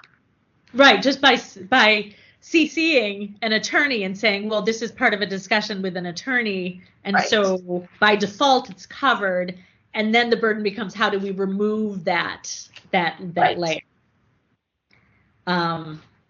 If we are, if our understanding of that is correct, or and as you point out, I think that has been, presented to us as justification for, this was all a discussion with our attorney, so we, that's confidential. We can't disclose it. Members, any other initial thoughts? I think we can, this is a little bit of an open discussion. We can open it up for public comment. We can talk a little more, maybe we can ask some of, if, depending on what comments other people raise, this might take us in a new direction. Do either of you have anything else to say, or should we open it up a little bit? Okay. So Mr. Pilpel, you are first in line, but before we have you speak, I'd like to know, is there anyone else who would like to comment on this discussion topic? We'll create a queue. Chair LaHood, yes. Is this public comment for this particular thing, or are you just opening it up and then commenting more and then doing public comment again? Or yeah, I think that's what we're going to do. Let's open it up for a little bit of a conversation, and I will ask the speakers to keep their concise comments are appreciated, but we do want to invite your participation. So okay, all right, are they being timed? No, I'm just asking for people to be concise. All right. So after Mr. Pilpel, who would like to speak next? It's anonymous number 3. Okay, I heard anonymous number 3 and then Mr. Sullivan. So we have Mr. Pilpel, anonymous number 3, Mr. Sullivan. Is there anyone else? And again, this is not official public comment, so there will be an opportunity again at the end. Peter Warfield. Okay, Mr. Warfield, you are fourth in line. Is there anyone else who would like to speak and share their thoughts on this topic? Okay, I think that's it. Mr. Pilpel, you may go first. Great. Cheryl's ready. We're all good to go. Yeah, there's no timer. We just ask that you make your comments. That's fine. And I'll try to keep my initial comments to about 2 or 3 minutes, and I'm happy to take questions and engage in discussion. First of all, I appreciate that you're taking a more free-form approach to the question. It reminds me of like KSAN radio from years ago. But I don't think there's any right answer here. I think we all have different perspectives, and there are ways to address this, and so I think it does lend itself to a conversation. Initially, and as you may know, I've kind of been at this a while. I look at a lot of different perspectives on these questions. I think, quite frankly, the city attorney has a tough time because they have an absolute legal role, both as lawyers under what I understand to be the professional ethics rules, under the city charter, under state law, for all kinds of reasons. That office represents not the individuals in the public and not individuals who work for the city in their private capacity, but everyone who works for the city in their official and public capacity, and the city broadly as an entity, as a municipal corporation. So I think it's pretty clear that admitting fault or liability, like, yep, that tree fell on that guy, and if we had maintained that tree better, we wouldn't have killed him, and we should have done that, is probably, while it may well be true in the narrow, it's not something you generally disclose because it creates liability for the city in the instance of a claim. So that example, I think, is fairly clear, and I hope there's general agreement on that. But other instances are less clear when a city attorney gives advice to an employee, an officer, a policy body in the context of some issue, right, as to how they read the law or how they apply a law to a set of facts and circumstances, which may vary. And if they conclude, a court would likely conclude blah, blah, blah, or we advise you to do blah, blah, blah, so as to minimize the city's risk or exposure, some of that may be appropriate to be kept confidential, and some of it may be in the public interest to disclose. And so, as I understand that sort of framework, I think it makes sense that the highest ranking person or a policy body holds the privilege when it comes to an attorney-client privileged communication, and that only that person or body can waive the privilege as to the entire communication or part of it or the substance of it or let me just leave it at that for a second and then touch very briefly on attorney work product. As I understand it, basically anything that an analyst, an operations person, anybody else in the city can do all kinds of work, take all kinds of notes, write all kinds of reports, all kinds of everything. That's generally subject to disclosure unless some exemption or redaction is appropriate. When it comes to work that a lawyer does, their entire work product that isn't shared publicly because it needs to be, like, the final legislation, but all of their research, all of their notes, all of their analysis, all of their whatever, as I understand it, is considered attorney work product and is generally not subject to disclosure. I didn't make this up. This isn't my idea of a good time. This is stuff that is in state law, either in CPRA or the Evidence Code or elsewhere in state law. And to the extent that state law and some of the provisions about confidentiality are in the city charter, I'm sorry to say, my understanding is that state law and the charter trumps, and I hate that word, supersedes the Sunshine Ordinance, which is an ordinance of the city. And so there's a hierarchy of what applies, and it's kind of U.S. Constitution, U.S. law, state constitution, state law, city charter, and then you get to city ordinances, of which the Sunshine Ordinance is one. So, I don't necessarily like the way this game is played, but that's the way I understand. And, for purpose of the minutes tonight, I would just say David Pilpel shared some views on attorney-client privilege. I think that's fine. If anyone wants to hear it again, they should feel free. I'm happy to take questions, engage in discussion, and I'd like to hear the perspective of the other three members of the public. Thanks. Mr. Pilpel, thank you. Members, any immediate questions, or can we move on to our next speaker? Okay, anonymous number 3, if you would like to share your thoughts, we'd like to hear from you. Sure, I'd love to. Thank you very much. This is anonymous number 3. I would agree with almost everything Mr. Pilpel said, other than the absoluteness of the attorney work product privilege, as it seemed he was describing, and necessarily how one law trumps another. It's not always the case that they work that way, because there can be options in the higher level law that allow the lower level law to trump the higher level law.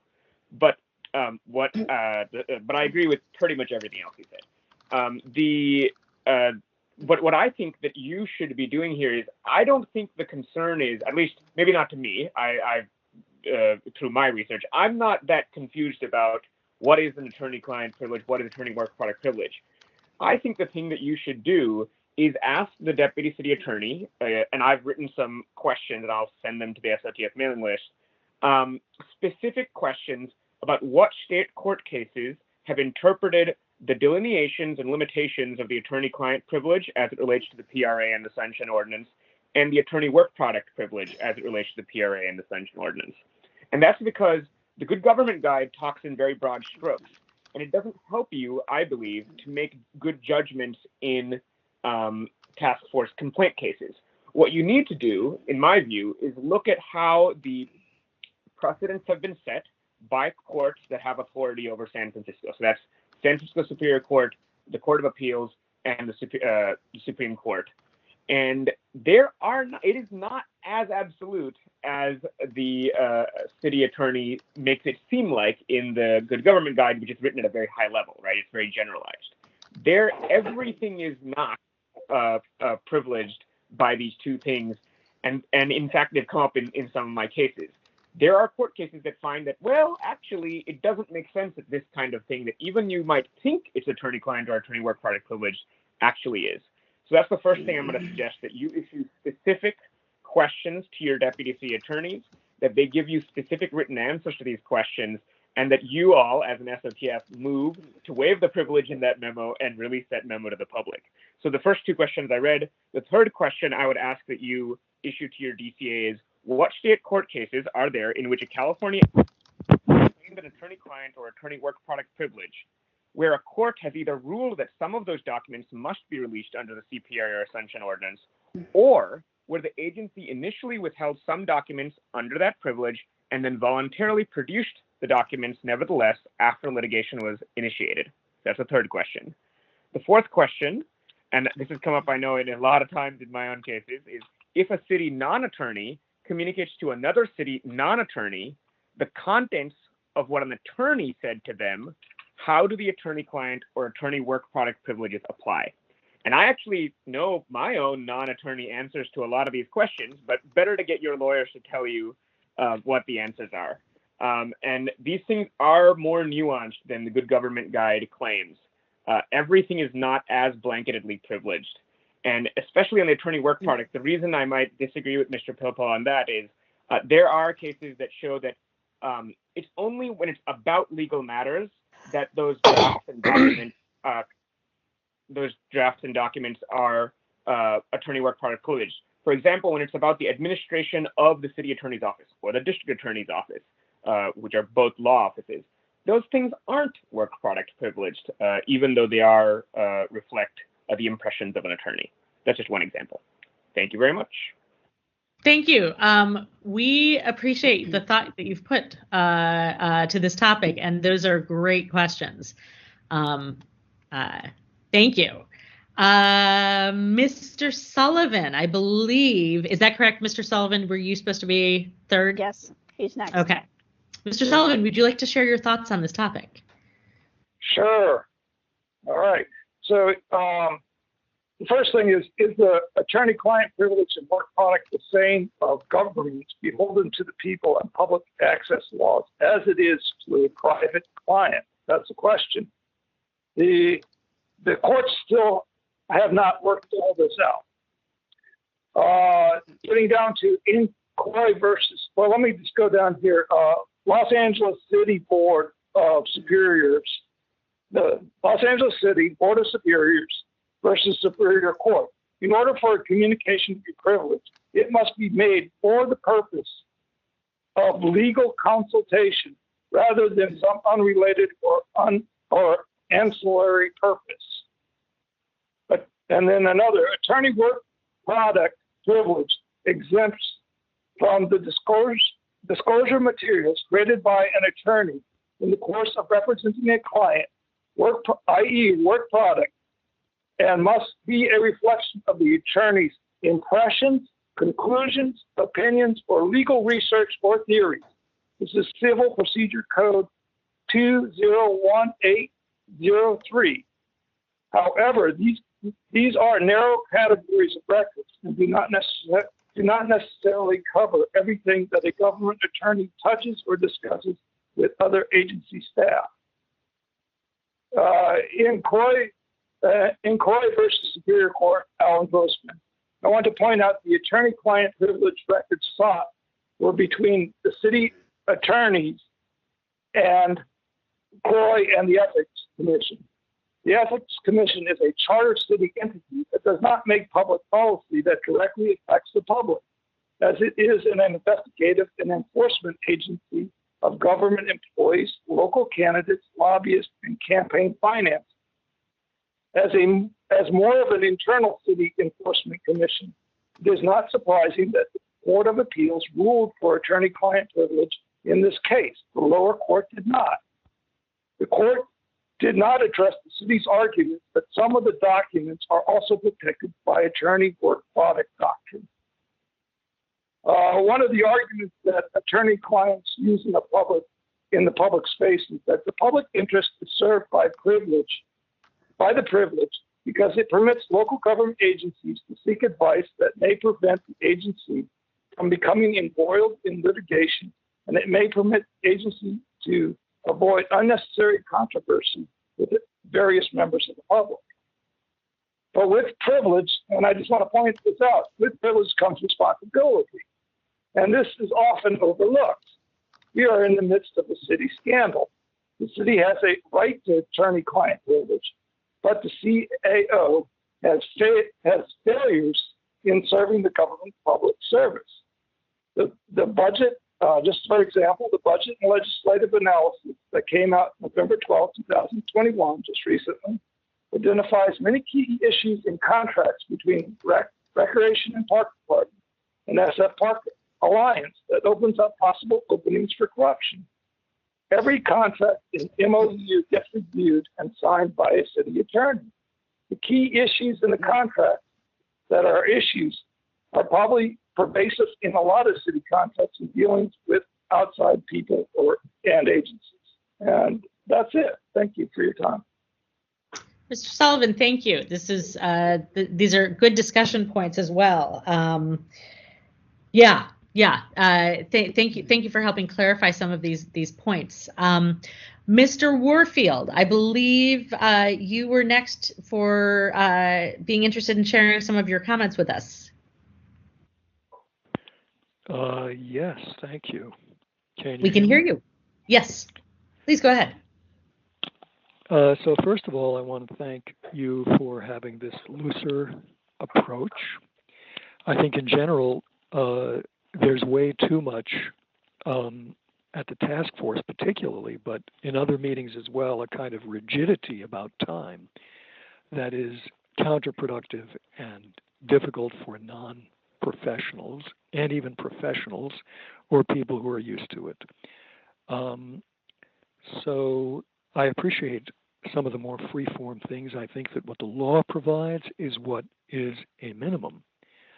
The comments that the chair had with respect to how scary the city attorney makes it sound, I think that's absolutely true. Over and over and over and over again, we hear how terrible things might happen if you let the secrets out. Somebody else besides myself said, first of all, it was notable to this person that the material that was forwarded was so old. And I'm appreciating also, well, it's a 2009 memo, which is now, 12 years old, and otherwise publicly available documents. I'm surprised that there isn't more of what has been discussed here, including what Anonymous said with respect to what's been the record that we can ask for with regard to anything concerned here. There was a point on the third page of the city attorney, deputy city attorney's memo, where he's quoting, I believe, from the Good Government Guide, page 21, and this is on P128 at the top. He says the quotes the guide, the city attorney's office generally does not disseminate the information a person provides when seeking assistance in complying with these laws, nor does the office disclose advice that it has provided to the attorney, nor does the office disclose advice that it has provided to individual officers or employees unless the individual consents to the disclosure. And then here's a key point. Section 67.24B1 III of the Sunshine Ordinance purports, let me repeat that, purports to require the disclosure of such advice when provided in writing But a state appellate court has held that the city's charter preempts this provision. See St. Croix versus Superior Court, 228 Cal App 4th 434 parens 2014. And by the way, this is something that the tremendous advocate for the public, Alan Grossman, brought up at that time. And the conclusion here on this paragraph, the last sentence, accordingly, the attorney-client privileges provided in state law for municipal governments is not limited in any way by city law. So I'd like to quote very straightforward language from the Sunshine Ordinance. It doesn't purport to require, it does. And it's not just writing. It says, notwithstanding any exemptions otherwise provided by law, and I'm looking now at the section quoted in the Good Government Guide at the top of your material, page 129. Notwithstanding any exemptions otherwise provided by law, the following are public records subject to disclosure under this ordinance. It doesn't say written, it doesn't say, so let's go to III.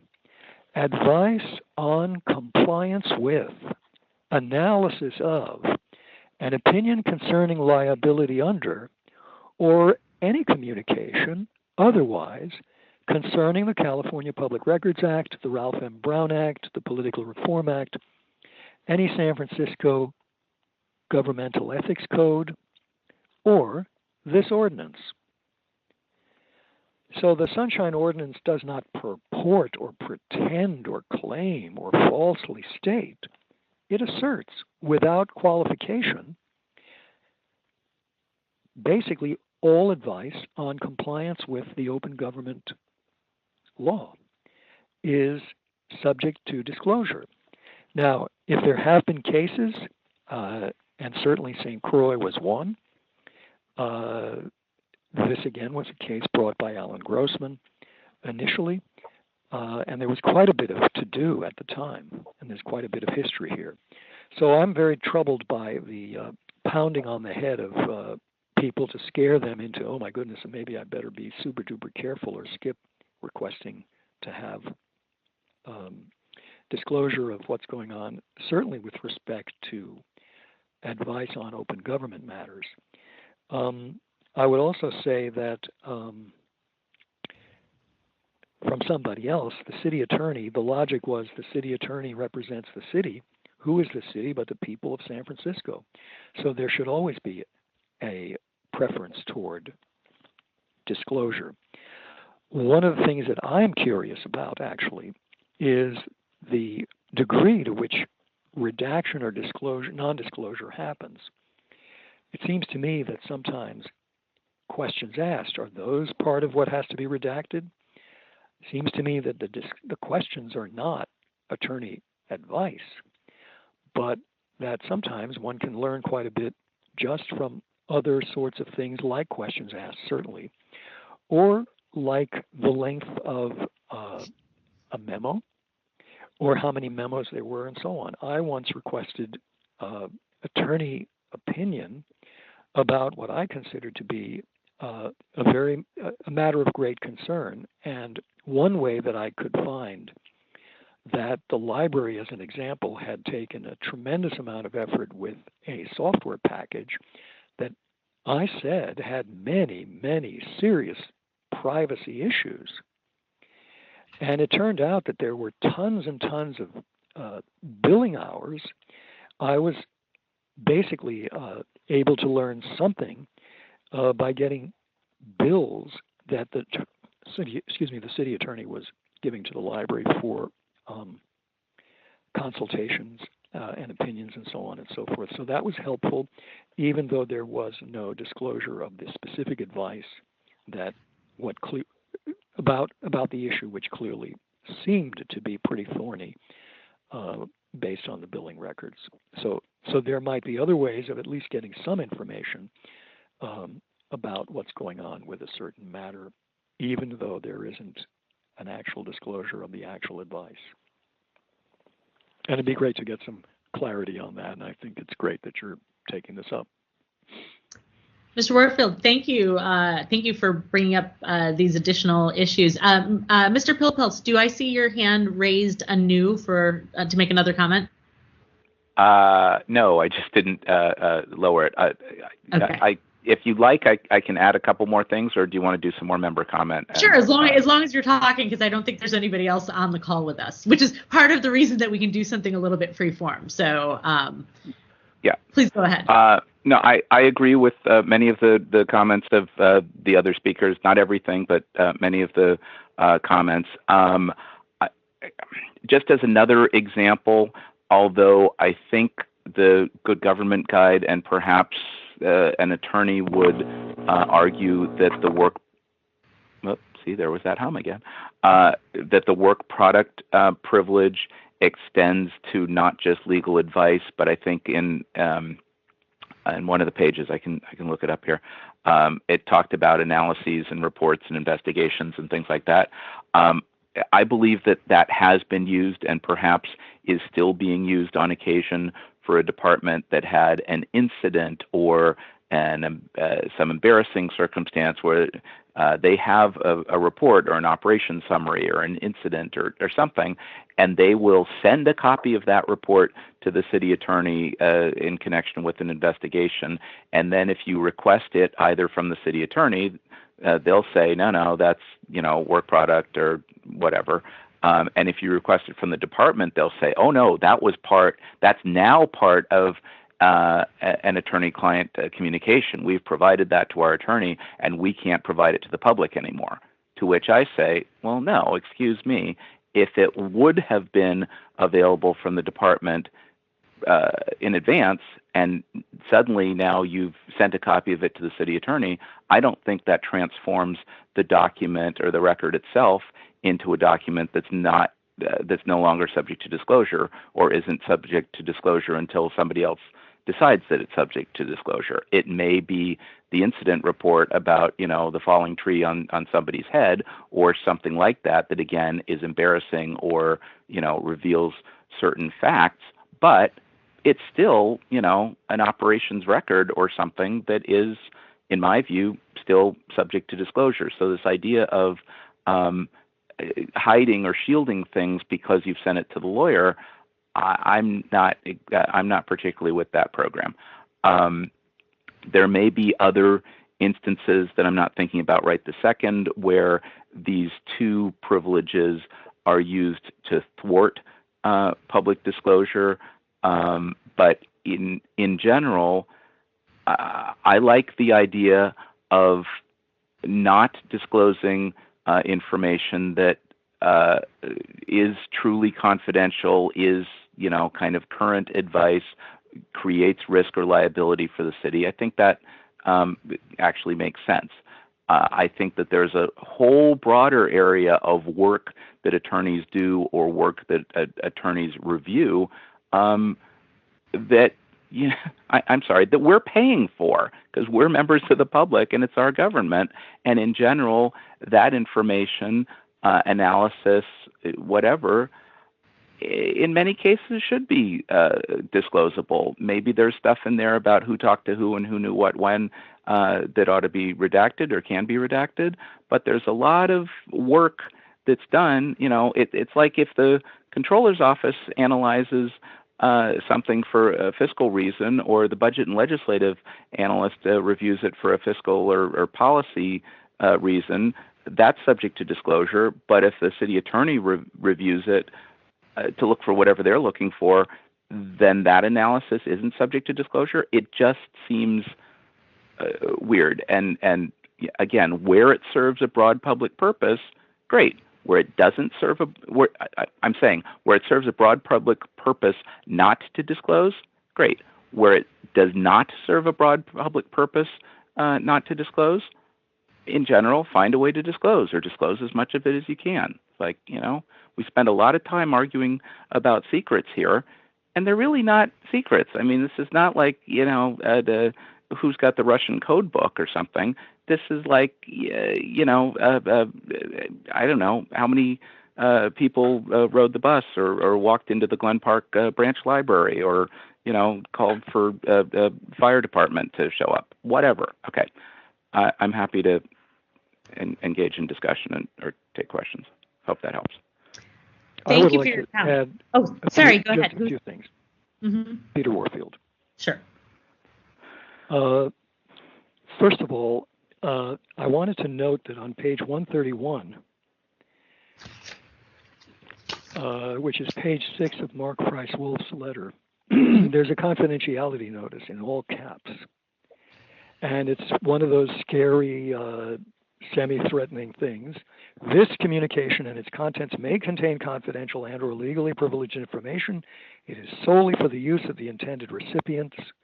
Unauthorized interception, review, use, or disclosure is prohibited and may violate applicable laws, including the Electronic Communications Privacy Act. If you are not the intended recipient, please contact the sender and destroy all copies of the communication.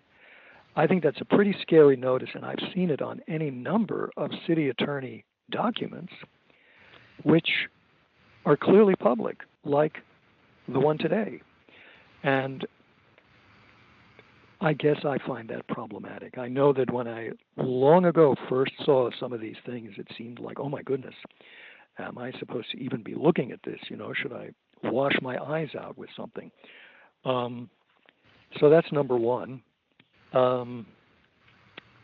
Number two, I think it's appropriate in any communication by an attorney to state what the reason is for the communication, in particular when there's an opinion given or material given, as in this one.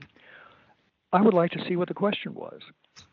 Certainly I'd like to know what occasioned it, and I think our chair here mentioned some things. But I think that there should be a clear statement about what was requested so that we know whether there was actually a good answer to the question, or maybe the question was not what we would ask, or it didn't include certain things.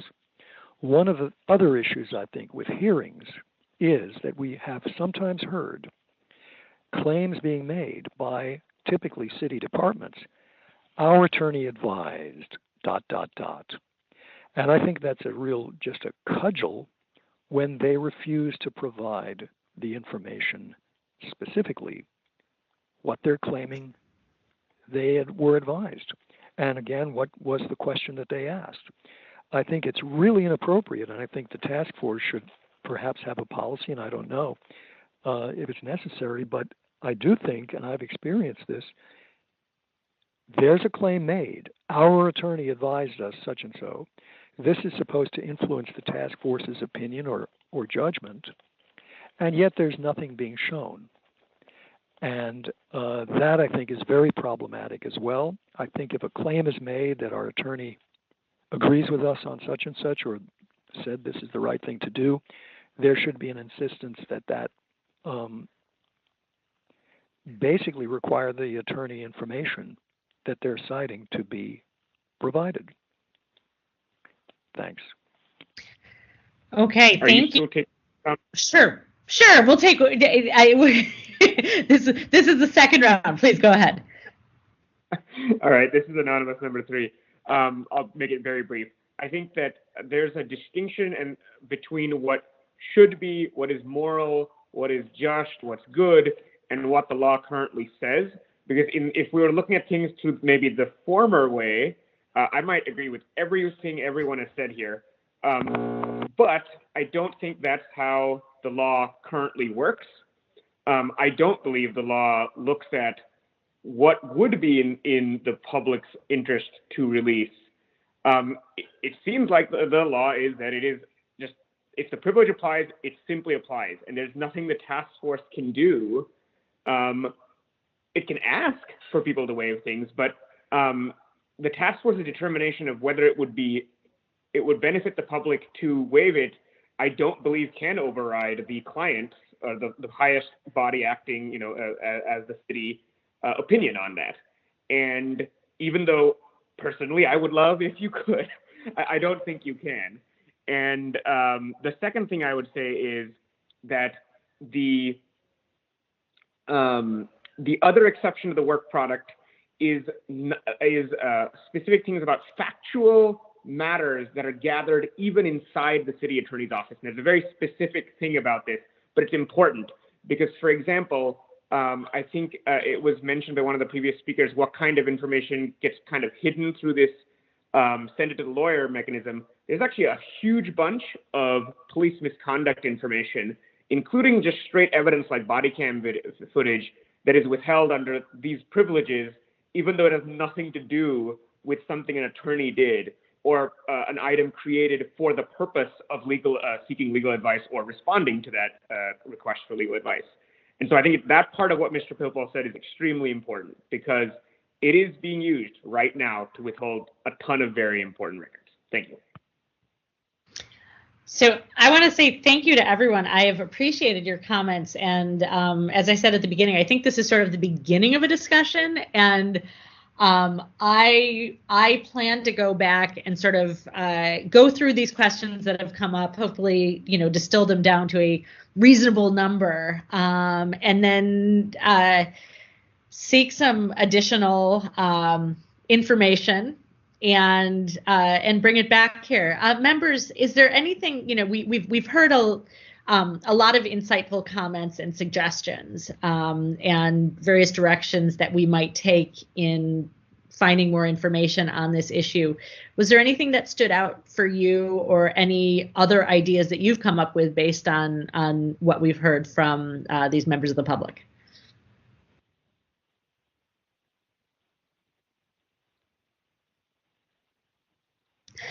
It's a lot to digest. There's, as I said, we had our own questions. One person did ask, what was the additional, I think it was Mr. Warfield, what was our original question and where did it come from? Frankly, it came from the fact that this keeps coming up in so many different cases. It wasn't one specific case, but it was the repetition and sort of not understanding where the boundaries are and when can we ask, well, so it was covered by attorney-client privilege, but can that be released? And would you consider releasing it? And wanting to know a little bit better when, I mean, I suppose you can always ask, but are there circumstances under which it makes more sense to ask and where we can perhaps be even specific in the requests on the behalf of petitioners to help them access information that they're seeking. So that's kind of where this came from. The reason I asked for what was included in the packet to be included in the packet was because these were all already publicly available documents, and so yes. So that's why this information was included. I am thinking this has been a good initial discussion. I expect that this will come up again sometime in the next couple of months on our agenda, hopefully with additional information we can share with you. And I hope you'll all be able to participate in that conversation. At this point, members, unless you have anything else to add, I think we should open up for a last round of timed public comment. Oh, member neighbors, please go ahead. I would just think, one of the things that's really helpful for me is, especially when I'm kind of trying to learn things that are not necessarily in my field, it's very helpful to have them written down. So, I encourage folks to send us their thoughts in writing, or, they can, provide us. I think there was some mention of like different cases we could be thinking about or tracking. If there's a way to, people can just email us, email the SOTF with that information. If that's appropriate, Chair Hood, I think that it would be helpful for me in terms of thinking about where to turn my attention next. I try really hard to follow up anytime anybody makes a reference or to any case, but sometimes I just can't hang on to all the different names or they're not familiar to me. So would love to have those shared in writing. Yeah, if anybody wants to send us information in writing, that would be great. Also, I'll just say this: I was because I think there was so much contained in this. I may take the audio and run it through some transcription software, so we at least have some pointers on the different issues and topics that were raised. I think that might be helpful rather than asking any one of us to sit there and do manual transcription. It's a lot of work. Flow charts ladies. are always welcome. Also, if anybody's got any flow charts, that's always good. You wanted to say something? Yeah, members of the committee, I just want to let you know that we do have a transcription of this. Oh. It's being transcribed. I'm looking at the words right now as we speak.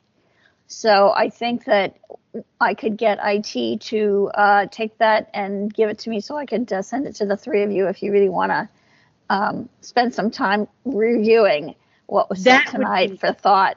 Amazing. Yes, yeah. Please. Let me see what I can do to get that taken care of. Okay. Great. Member neighbors, thank you for that. Anything else, or shall we open this up for final round of public comment on this agenda item?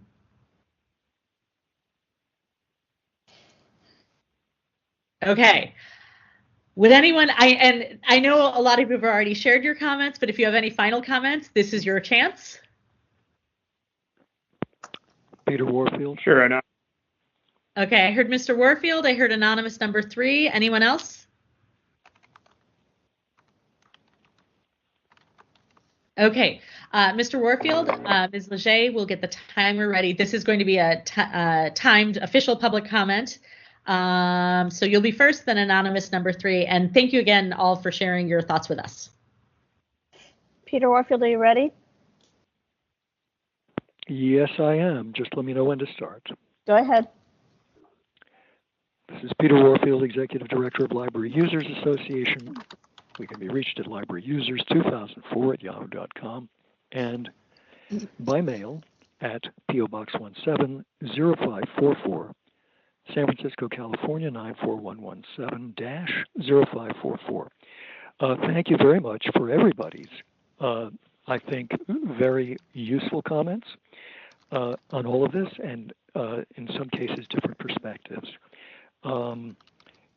The first thing, basically, that I like as a kind of a cleanup comment, if you like, is that there's a lot of talk about generalities as to the highest level. You know, an individual can't supposedly basically make a release of attorney-client privileged communications.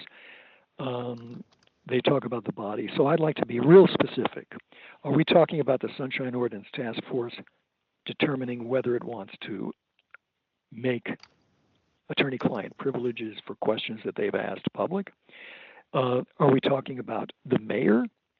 When we talk about the library as an example, are we talking about the library as an administrative body, or are we talking about the Library Commission as a policy body?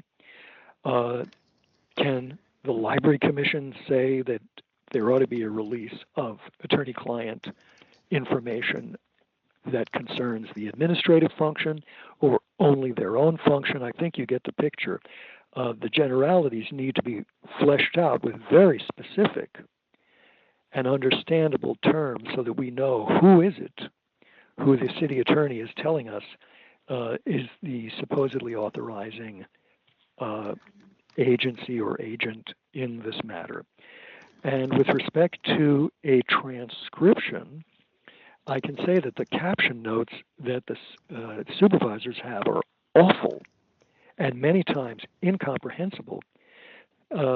Just as an aside to my request, and that is, I would like to see whatever transcription is being requested. I'd like to see the request for it, and I'd like to just see the answers. And you could do that by simply copying library users at our email address, which I have given you many times. I'll give it again, libraryusers2004@yahoo.com. Thanks very much, and I'm ending early.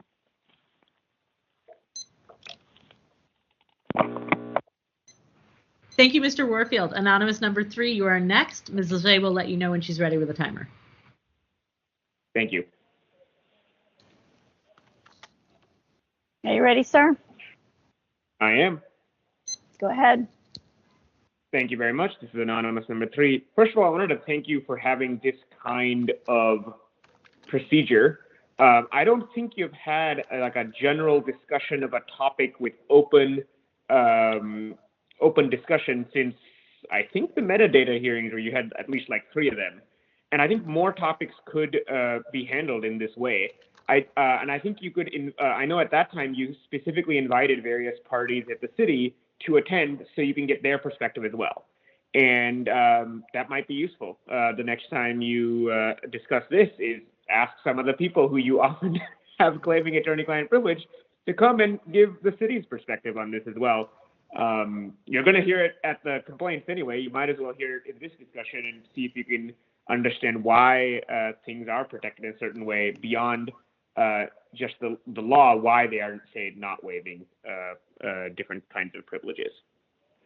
And the second thing I wanted to say is I did send the set of questions that I think are useful. I do hope that I believe the city attorneys have told you in the past that if you want to issue a specific question for legal advice, you need to actually do it formally, and then your staff sends them a specific set of legal questions, and then they will send you a memorandum back. I think this is exactly the kind of topic where you want that, and I would urge you, the task force, to do exactly what is described in the Good Government Guide and vote as a whole to waive the attorney-client privilege in those questions and the response from your DCAs and publish it as a public record, as you have in the last one time I've asked you to do so. Thank you.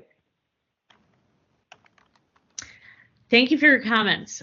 Would anyone else like to make public comment on this agenda item?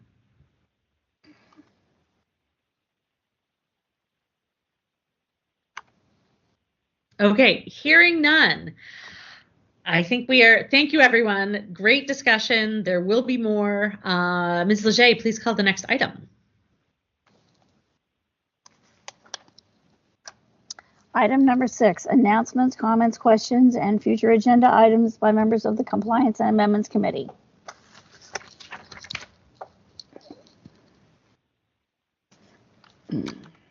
I don't have anything at this time. Does anyone else have anything?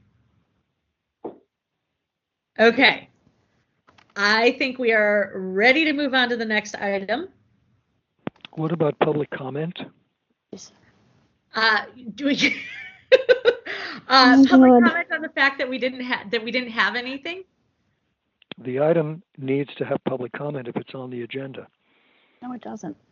No, that's not true, Chair LaHood. You know what? We're not going to argue about it. Would anyone like to make public comment on our lack of discussion on this item? Peter Warfield. Mr. Warfield, when Ms. Leger is ready with the timer, she will let you know.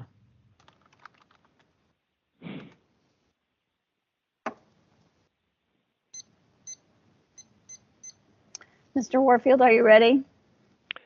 Yes, just tell me when to start, please. Right now. Peter Warfield, Executive Director, Library Users Association, Library Users 2004 @yahoo.com, and P.O. Box 170544, San Francisco, California 94117. Thank you, Chair LaHood, for, rather than getting into it, letting somebody have, or a few people perhaps, have a few minutes. I think the attorney-client privilege would, as you already said, be a very good thing to take up in the future. I think with respect to hearings, I have a number of concerns or thoughts for future agenda items that I think would be useful. In general, I think it would be useful to post somewhere clearly where there is a statement about the public to be essentially believed in any case where there is a doubt about the facts, and I'm paraphrasing. With regard to hearings, I think it is important to ask everyone involved when there are questions being asked of one side or the other, even when it seems like ordinary facts. Sometimes there are there are complexities to the statement of a fact that one side or the other may not be correct in answering. I think there's generally a bias to accept the department's assertions, and that isn't always true or correct. I think there needs to be also some kind of a way to deal with untrue statements that are made by either party, but particularly by departments. I think departments have a higher standard of professionalism about reporting what's going on, basically about facts. And I think that that is something that it comes up occasionally, and I think that's important to identify in some way and bring out into the open whether or not it happens, whether or not the correction can be made at the moment or at some other time. With respect to minutes, I think you probably should have a good conversation about that. The whole concept of what we've heard today, there are some widely different concepts of what minutes should include. I would certainly say, and I have, that minutes need to be accurate and they need to summarize, as the law requires, what people say. I'm concerned very much that there was a question about Mr. Sullivan's apparent 150-word summary. As far as I can tell, there was no Sunshine Task Force version of that, and that needs to be supplied. And then also, I think the changes you make to the minutes need to be absolutely specific. Your time is up, sir. You should have unseen memos making changes. That's not public. Thank you. Thank you for your comments. Would anyone else like to make public comment on this agenda item? Hearing none. Ms. Leger, please call the next item. Item number 7, adjournment. I have 7:10 p.m. Do we have a motion to adjourn? Motion to adjourn. Do we have a second? I second. Okay. All in favor? Aye. Aye. Thank you, everyone, for being here this evening. This was a great conversation, great meeting. See you either at the next compliance and amendments or possibly on the first at the full task force hearing. Laura, Lila, will you hang on for just a few minutes? I want to talk to you about something. Yes. I'm going to stop the recording now. Thanks so much. Bye.